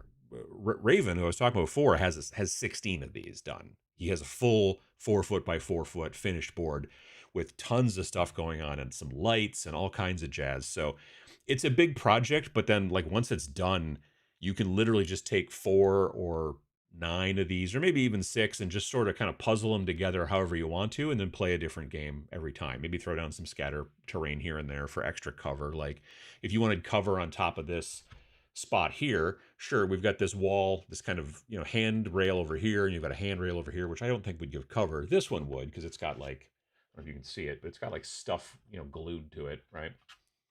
Probably welded, but anyway. But you'd also put some sandbags up here, you know. So you put some sandbags or some sort of concrete barrier, although how you got it up there, who knows. But you could put something up here to act, or even a crate to act as, you know, scatter terrain and cover and stuff like that for skirmish games. Again, these are for skirmish games. You're not going to play an army game on these for sure. Okay, cool.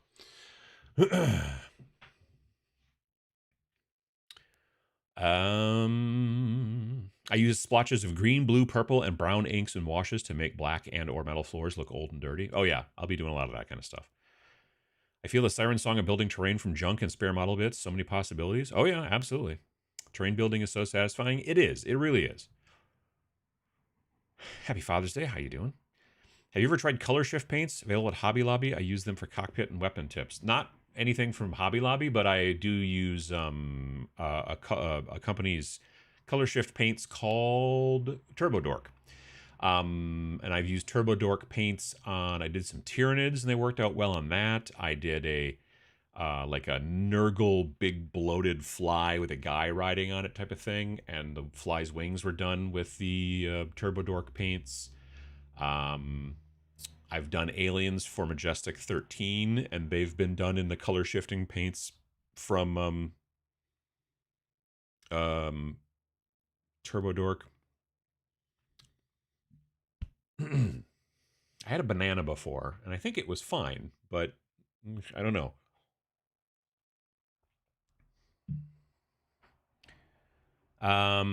Thanks for doing these, making lawn work on Father's Day bearable. We'll be painting Hamatsu later. Nice. Time to go run errands. Thank you for the stream. Absolutely. Absolutely. Finally got me a 16 by 16 panel for a necropolis terrain build. Oh, 16 by 16 inches. Right. Because I'm like, 16 by 16, that's 4 foot. I thought that was, you're right. No, 16 inches. Yeah. I just, because they talked about it on the Hivescum podcast recently, that it's, yeah, that Necropolis 28 is, you play it on, yeah, that 16 by 16 is real small, but it's supposed to be almost like a diorama, I guess. You're supposed to really make it fancy. But yeah. Any thoughts on 1490 Doom? I honestly just want to build some circular castle terrain. So 1490 Doom, I think, is pretty awesome. I backed their Game Found. I think I'm getting most of the STLs probably eventually when they ship them all out or whatever. And I'm also going to be actually be getting a hard copy book, which I'm not usually into. I bought the PDF rules last year in 2024 towards the end. But yeah, they're nice folks. I've talked to them both. I've talked to Eric and Cody both in person at Adapticon. Excuse me. And Vince and I did a episode of the podcast where we interviewed them and talked about them. So yeah, I'm on board for 1490 Doom, and I'm gonna start 3D printing some castles soon for my 2 foot by 2 foot circular board. So that'll be cool. Death Wizards merch when? Soon. Like I said, now that the new book is out and TMX is over, as of last weekend, I am now moving into merch and marketing and getting projects done and trying to make maybe some bigger videos, you'll see some video creators who make like these big projects and they make these massive videos about their big projects as they're doing them, and they don't come out weekly, as it turns out. You know what I mean? It takes a long time to do that kind of stuff. So I don't want to slow down as far as number of videos is concerned, but sometimes if all of the parts of the video might take 2 or 3 weeks, even like I'm working on this and having to wait for this to dry, and then because God forbid if you use oils on these things, if you start using oil washes, which a lot of the videos I was watching about how to paint Necromunda tiles, a lot of them suggest oil washes. Oil washes can take a day or two to dry just by themselves. So, that's the thing you got to keep mind of too when you're like looking at trying to schedule a video, right? So I have these ideas for some terrain videos, not giant projects like that guy from New Zealand or whatever. Zorp, is that his name? Or I just make that up. I'm pretty sure Zorp is his name. I've not met him. Vince has, I think. Anyway, like he makes those giant, Minas Tirith kind of things and all kinds of stuff like that. And I'm looking at just like making cool buildings and stuff. But if I have to try to get it done in a single week, sometimes that's a problem. But if I can maybe work on it for a week and film along and then finally get it done and then record the part of me talking and explaining and then do the editing, all that kind of stuff. It takes a little bit more planning on my part, and I want to do that because I have a couple different projects. I have not actually shot any footage of working on these things because I was like, I want to make sure I'm doing it right. And Lord knows I need, at the very least, probably 2 more of these tiles. So once I get a process nailed down, and I'm writing everything down, like what colors I'm using for the dry brush and the base and all that kind of stuff. When I do the next 2 tiles, then maybe I'll film while I'm doing that so I can show people. I don't know. I don't know if anyone cares about terrain videos that much, but that doesn't mean that I'm not going to try to make them once in a while. You know what I mean? Podcast tomorrow night. Tomorrow, right. Yes. Yeah. Podcast comes out 8 a.m. my time, I think. 8 a.m. Central is usually when I have them scheduled. I bet the alien models from Aliens and Other Glorious Day in the core would look pretty decent with one of them color shifting paints.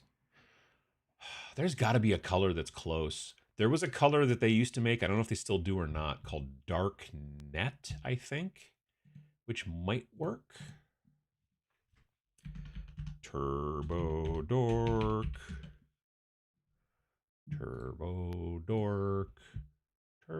There we go. That's a nice looking website. They're doing good work here.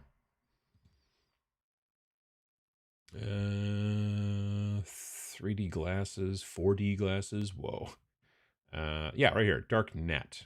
I don't know if that would, like, I usually feel like the xenomorphs in the Alien movies are usually like a black with a touch of blue, or is it maybe a black with a touch of green? I don't know.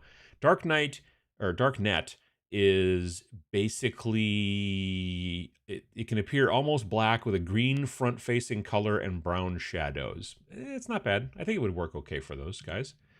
The other option might be Grave Robber. Grave Robber must be used over a black base coat to see the shift effect. If used over white, it appears gray. Yeah, and that's the thing, too, is you always have to pay attention to what they say as far as, like, this color needs to be done over this thing or that thing and blah, blah, blah, because they are frequently kind of transparent. So if you put this over gray or you put this over white, it would look gray, whereas you put it over black, then it works properly. They do have some colors that can work over white or black, but they look differently depending on how you do it. So it depends on the color. One of the best ones for that is called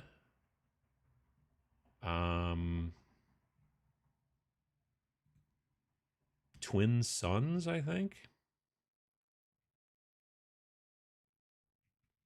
Do they not make it anymore? There's Black Ice. That's maybe Pearly Gates, Silver Fox. I think these are different. These are just straight metallics.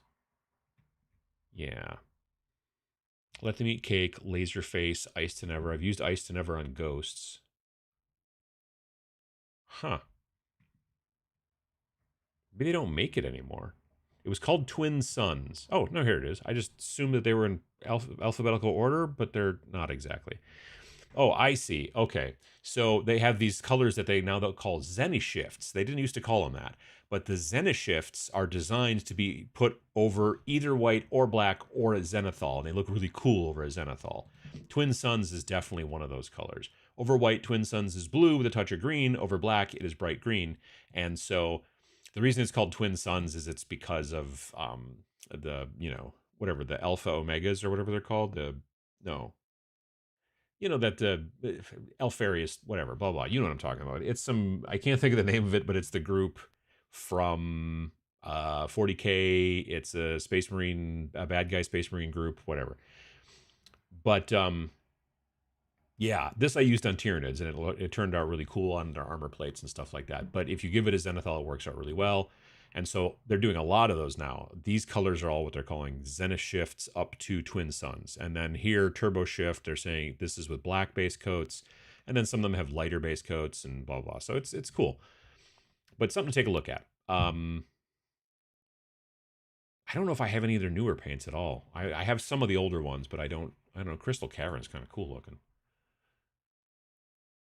Huh.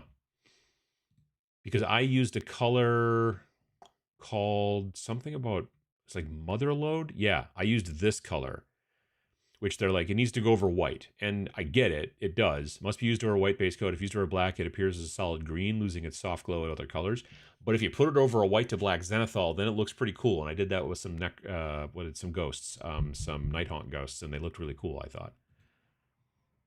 Because yeah, it would basically go from this kind of like, color shifty white and then down and almost into green, and they worked out pretty cool. Alpha Legion. That's why I couldn't think of Alpha Legion. The Alpha Omegas? No, Alpha Legion. And from what I understand, that's what twin. But the crazy thing is actually Chris, who used to be with Mini Wargaming, Way of the Brush, Chris, on YouTube.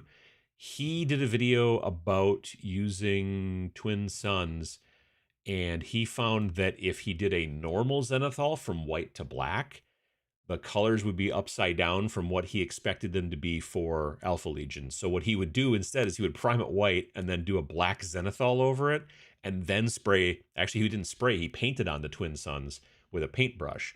One coat going like up and down, and then the second coat going left and right. And then it looked just basically like Alpha Legion. But if he did white to black, then it looked the opposite kind of. So that's something to keep in mind of as well.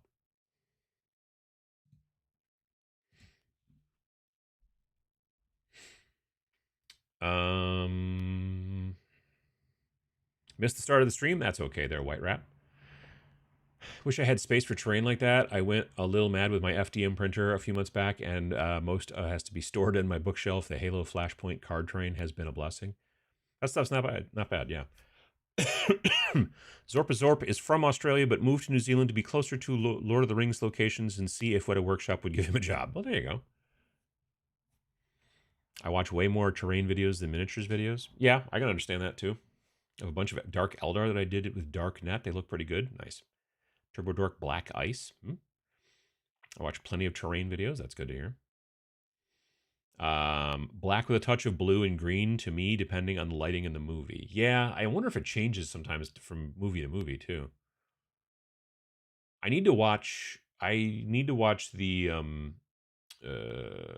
Romulus, Aliens Romulus, because I saw it in the theater, but since it's come out on streaming, evidently they went back in and changed a bunch of special effects on the Android, which is probably better because in the theater he looked really weird. So like yeah. If you don't, I don't want, there's no spoiler necessarily here, but there's an android that is found in the movie, and it is the android from, and it's the same model as the android from the very first movie from Alien, which is played by Ian Holm, I think, who was later, much later on, Bilbo in the first Lord of the Rings movies, not the Hobbit movies. Hobbit movies, that was Martin, what's his name? Not Martin Short. That would be a totally different movie. Martin Freeman. But anyway, Ian Holm has passed away 5-6 years ago, and his whatever, his estate was like, yeah, that's cool, you can use his likeness in the movie, and they made a not very good likeness. Like, it was a lot of weird bad CG and stuff like that, and it's just everything else about the movie I really liked, but that just really sort of pulled me out of it. But then I just saw an article recently that, like, when they moved it to streaming, they just went in and redid the special effects on him. So I want to see what it looks like and see if it's any better.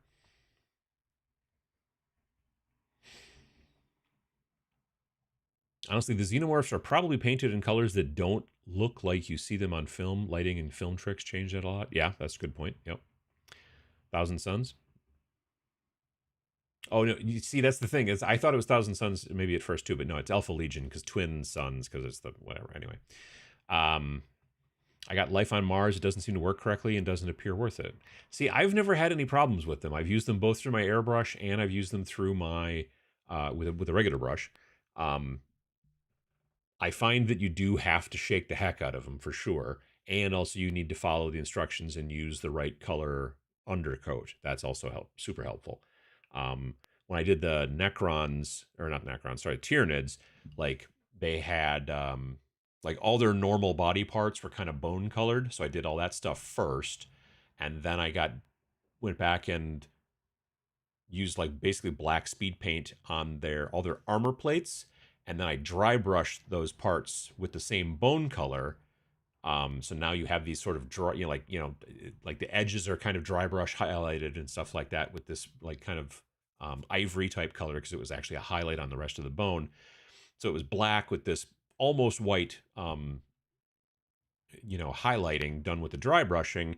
And then I painted on the twin suns. And again, it's 2 coats. And the trick is, and I learned this from Chris, you go one direction, up and down for the first coat, and then left and right. Because if you go the same both times, then you get like brush streaks. But if you go left and right for the first one and then up and down for the second one, they cancel each other out after the second coat. So it works out real well. And but other times I've used it through airbrush, and it's worked out really well for that too. All those night haunts I did with airbrush. What else did I use? That big giant Nurgle bug that I painted on with like a regular brush, because the rest of the model was already painted at that point, and I couldn't just airbrush on his wings,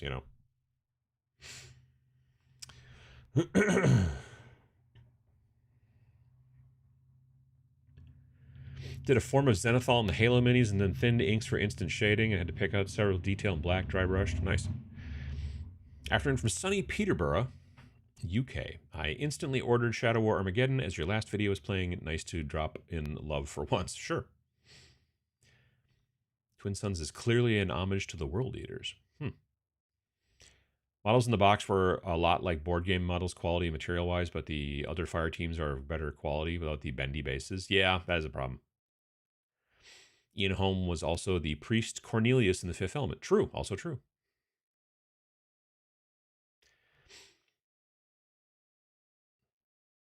Still looks bad on the streaming. I just watched it today. Like, I don't know why they didn't just use a different, like, why does it have to be somebody else? Like, anybody could have been an android. Heck, they could have used Lance Hendrickson. He's still alive. And he looks rough because he's old now, so it would look like a beat up kind of old android anyway, probably. But they could have used him. Yeah, I don't know. It was a very strange thing. Like everything else about that movie, I really enjoyed, but I was like, why did they do that? It just didn't work out great.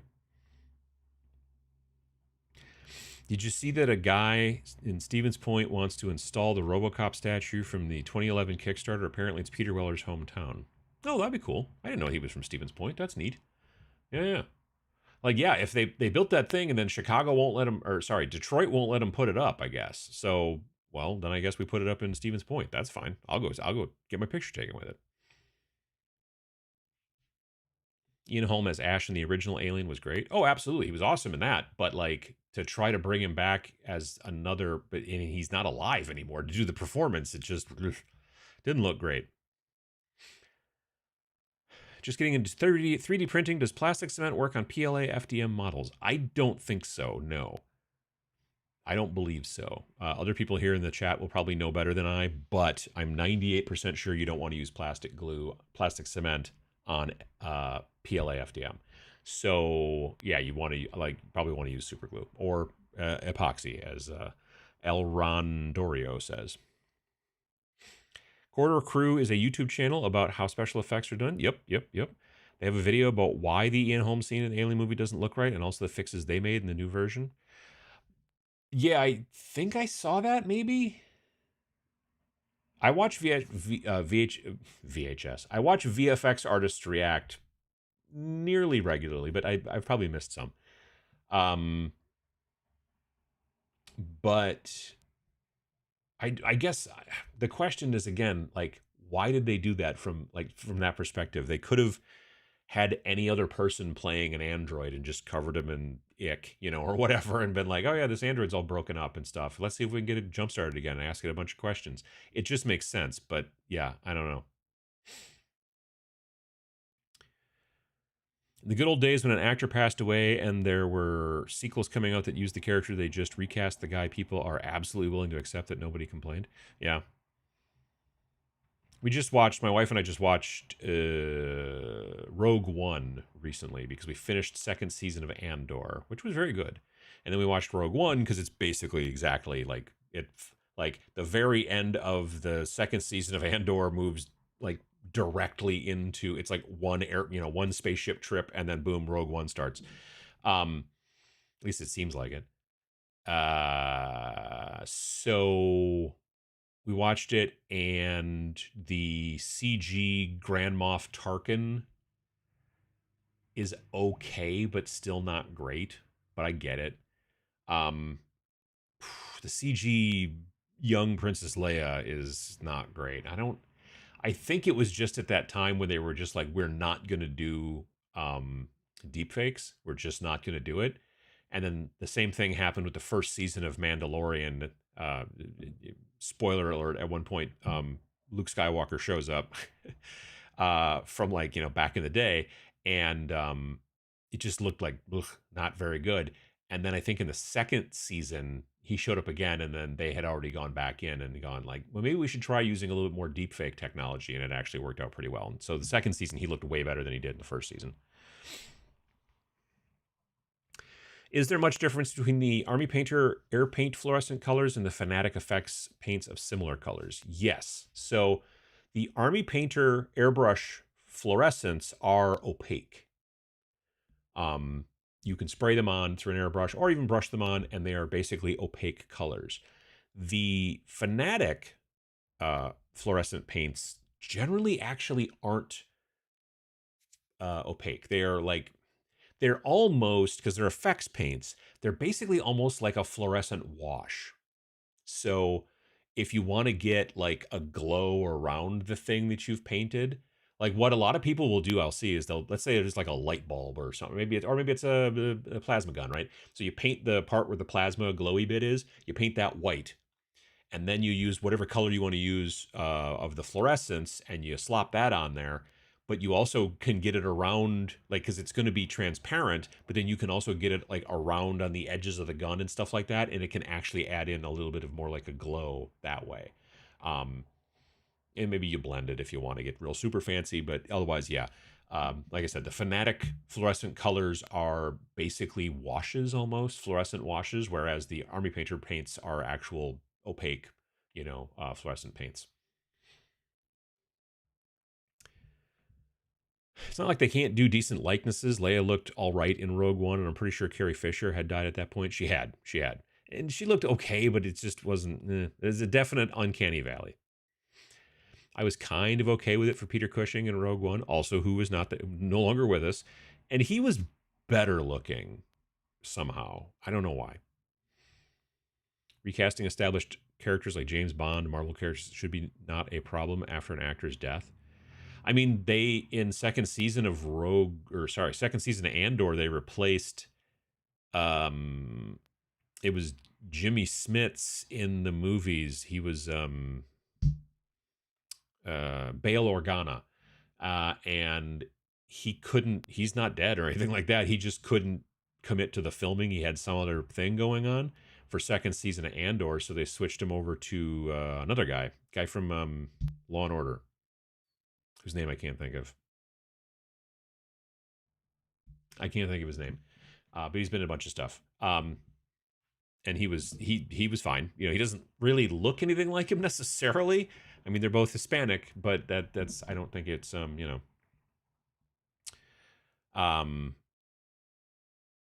and I guess people complain about that, but people complain about a lot of stuff online. What are you going to do? Peter Cushing isn't easy to replace. Also true. Star Wars was done to death. Sure. Benjamin Bratt. I knew it was like a name. It was like alliteration, but yeah, Benjamin Bratt. Got my copy of Rain and Iron yesterday. Looking forward to playing it. Well, I'm good to hear it there, Adam. Absolutely. Yeah, it is. It's doing okay. It's not selling as well as the first one, obviously. Nothing, the first one sold really, really, really well. And I think it was just because it was our first game. And I also sometimes wonder if it's not partially due to people being like, because a lot of people thought that this was a game that we were going to put out and it was going to be like an ecosystem. It was going to be a lifestyle. You know what I mean? Like, well, there'll be Rain in Hell and there'll be expansions to Rain in Hell and this and that. And just, but I think what we did was then, obviously the next year when we came out with Space Station Zero and then Majestic 13 and then Death Wizards and then, Rain and Iron. And I think that people after a while are like, oh, okay, they're not a game company that makes a big game, like, your Warhammer, let's say. Instead, they're a company that makes a new game every year and they're all more, I don't want to say bite-sized, but they are definitely like, it's like reading a novel versus reading a series of novels, right? Like you're really into, I don't know, whatever, and there's 12 different books for that, that particular series versus like, oh, I like to read this book and then this book and this book and that kind of thing. So, but yeah, we've been pretty happy with we're happy with the way the game came out, and like I said, it's selling okay. We just need to get better with marketing. Sitting in listening from the UK, Mandalorian was the best one. Does anyone have the Warhammer TV series? Is it still going on? Allegedly, the Warhammer show that's evidently supposed to be on Amazon is still alive. We'll see, I guess, if it actually happens. But in theory, yes. The most recent thing was maybe 6 months ago or maybe less, where they were like, oh, it's totally happening. It was like news articles and stuff. And Henry Cavill like posted about it on Instagram or something like that. But yeah. But we'll see. I would not expect anything until I wouldn't expect anything until at least 2027, maybe 2028. For me, Jimmy Smits will always be that guy from LA Law. Good point. He was also on that motorcycle show, Sons of Anarchy. He was on that a lot for a while too.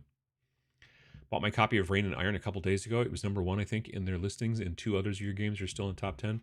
Yeah, and that's what we've noticed too, is that when we come up with a new game, the other games have a tendency to get sort of beefed up a little bit in sales too, which is nice. But yeah, that has happened. So yeah, and it is still, last I looked, is still number 1 on the Wargame Vault charts, and so that's great too. What does getting better at marketing look like? That's a very good question. What would you have to do to improve there? That's part of what I need to learn. And also, I think it is just a situation of frequency, a little bit more frequently, like talking about, like we have a tendency to like put out our games and then we'll talk about it for a bit and then we just work on the next game. But while that's happening, I also still need to be, because marketing, very frankly, and it's stupid, but there it is. Marketing is very frankly about reminding you, the consumer, that we exist. Like, no one needs to be convinced about candy. People like candy. Candy is tasty. It's lovely. So to make a candy ad for, let's say Skittles, and just be like, well, Skittles are fruit flavored and they're small and they taste good. They kind of taste different. Each color's a little different from the other. It's not just the same flavor coming out of 6 different colors. You could definitely tell the difference between the red ones and the yellow ones. Like, no one wants that commercial, evidently. Or maybe they did back in the day. Maybe back when candy was first invented, they would make commercials and be like, you should try candy, But so instead, what Skittles, for example, will do, just make weird, crazy commercials, not teaching you that Skittles are tasty, but just reminding you that Skittles exist and keeping them up here in your head. There was that one of the best commercials I've ever seen from Skittles was this guy who everything he touched turned to Skittles, and his friend, this was a coworker or whatever, was just like, well, that's pretty cool. He's like, oh, is it really cool? Because then you can't touch like your kids and like all this kind of stuff. And then he got angry, and then he went to go pick up the phone because it rang, and he was in an office, and he picked it up, and the phone turned to Skittles, and then he got angry and he hit the desk, and the desk turned to Skittles.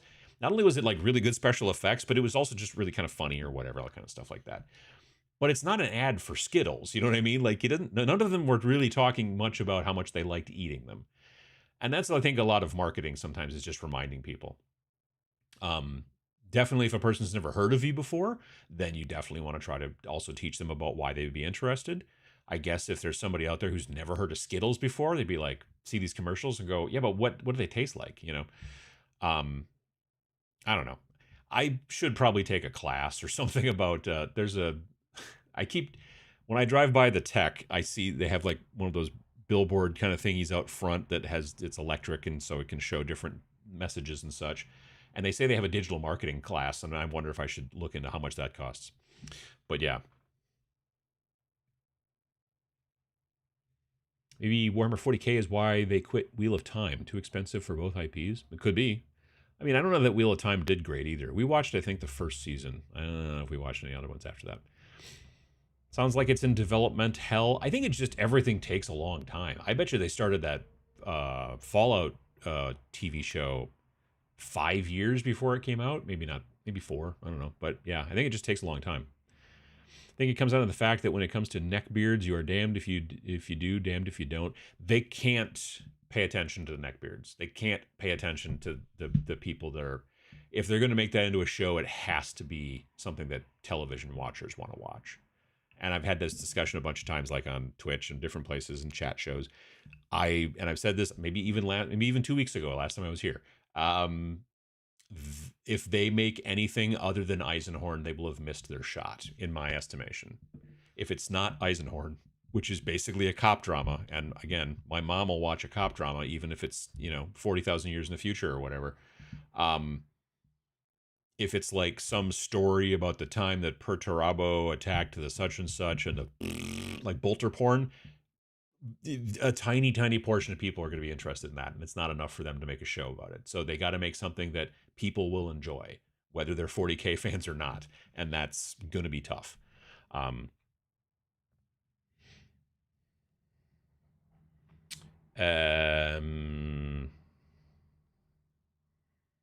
Jimmy Smits did a season on Dexter. That's right. You're right. I forgot about that.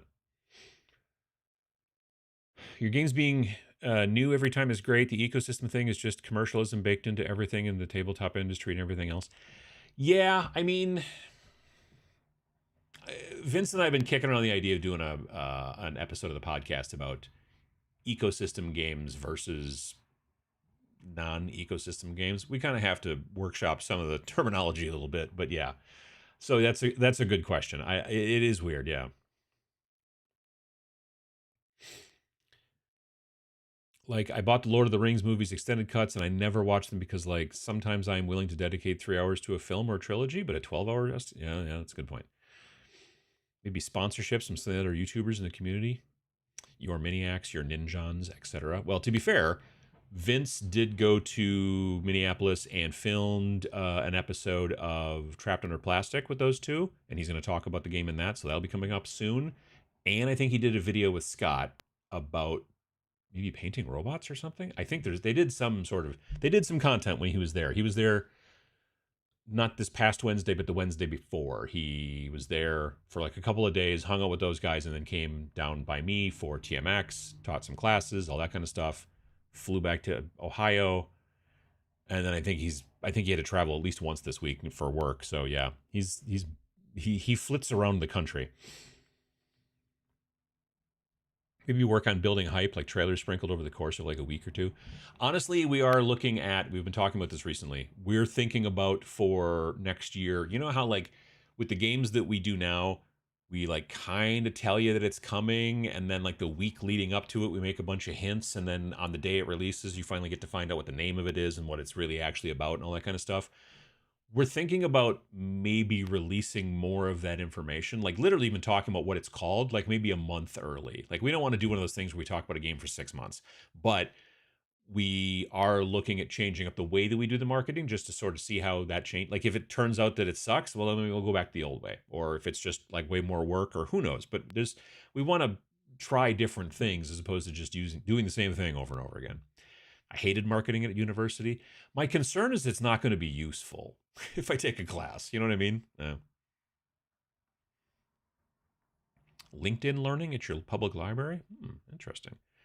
I mean, to be fair, I have a Skillshare not sponsorship. What do you call it? Subscription. I pay for Skillshare, which sometimes I use to learn pieces of software, and then I very frequently don't remember to go back and look at it. So I should go back, and maybe they have some good marketing stuff that I could take a look at. Wheel of Time already had a fan base, but lost them in the first season. Sure. Thanks for another couple hours. Great hobby chat. Absolutely.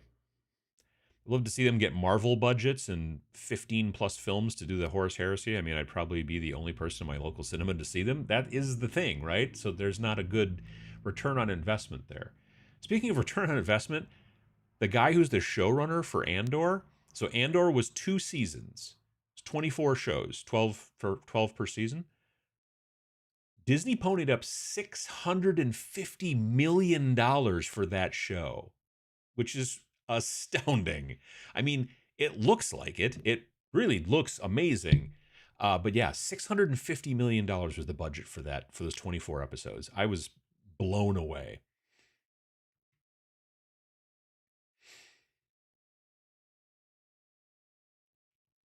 Let's see here. I don't have anything to add to the conversation. Just wanted to let you know I appreciate the pacing and genuine content you're putting out in an age of content made just to appease the algorithm. The trick is that the algorithm is the people. The algorithm is just how the people react to your content. So I think that you kind of, I mean, admittedly, if you talk about Warhammer and you go, oh, Warhammer is very popular, and so more people have a tendency to look at it, click on it, like it, whatever. But yeah, it's not an evil entity that's out there judging your videos. It's just reacting to how actual humans judge your videos. So sometimes you got some bangers and sometimes you got some not so bangers, and that's just the way it works. And Vado Elements has some good tutorial stuff and some marketing stuff. Yeah, I subscribe to them too. Did you find your scatter dice from the basement for Necromonger? What? No, the scatter dice and the templates are in the basement somewhere. I didn't get a chance to look yesterday because I was working on terrain that I was showing you before. Well, folks, I'm going to go. It's 11. It's a little bit after 11. And yeah, I look forward to seeing you folks again. If you're interested again, check me out. I got to make a little title card thing that I can click on that shows the Twitch information. But if you're interested, go check me out on Twitch, twitch.tv/tabletopminions. And I'm painting Robot Legions guys there, and I'll be doing it again tomorrow night at 7 p.m. Central, and then there's also Friday mornings at 10 a.m. Central. I usually go for about 3 hours. So, yeah, I hope to see you folks again soon. Have yourselves a good rest of your weekend. Unless it's already Monday where you are, then have a good week. And we'll see you again soon. And do some hobbying if you get the chance and you want to, and stay safe. And thanks for watching.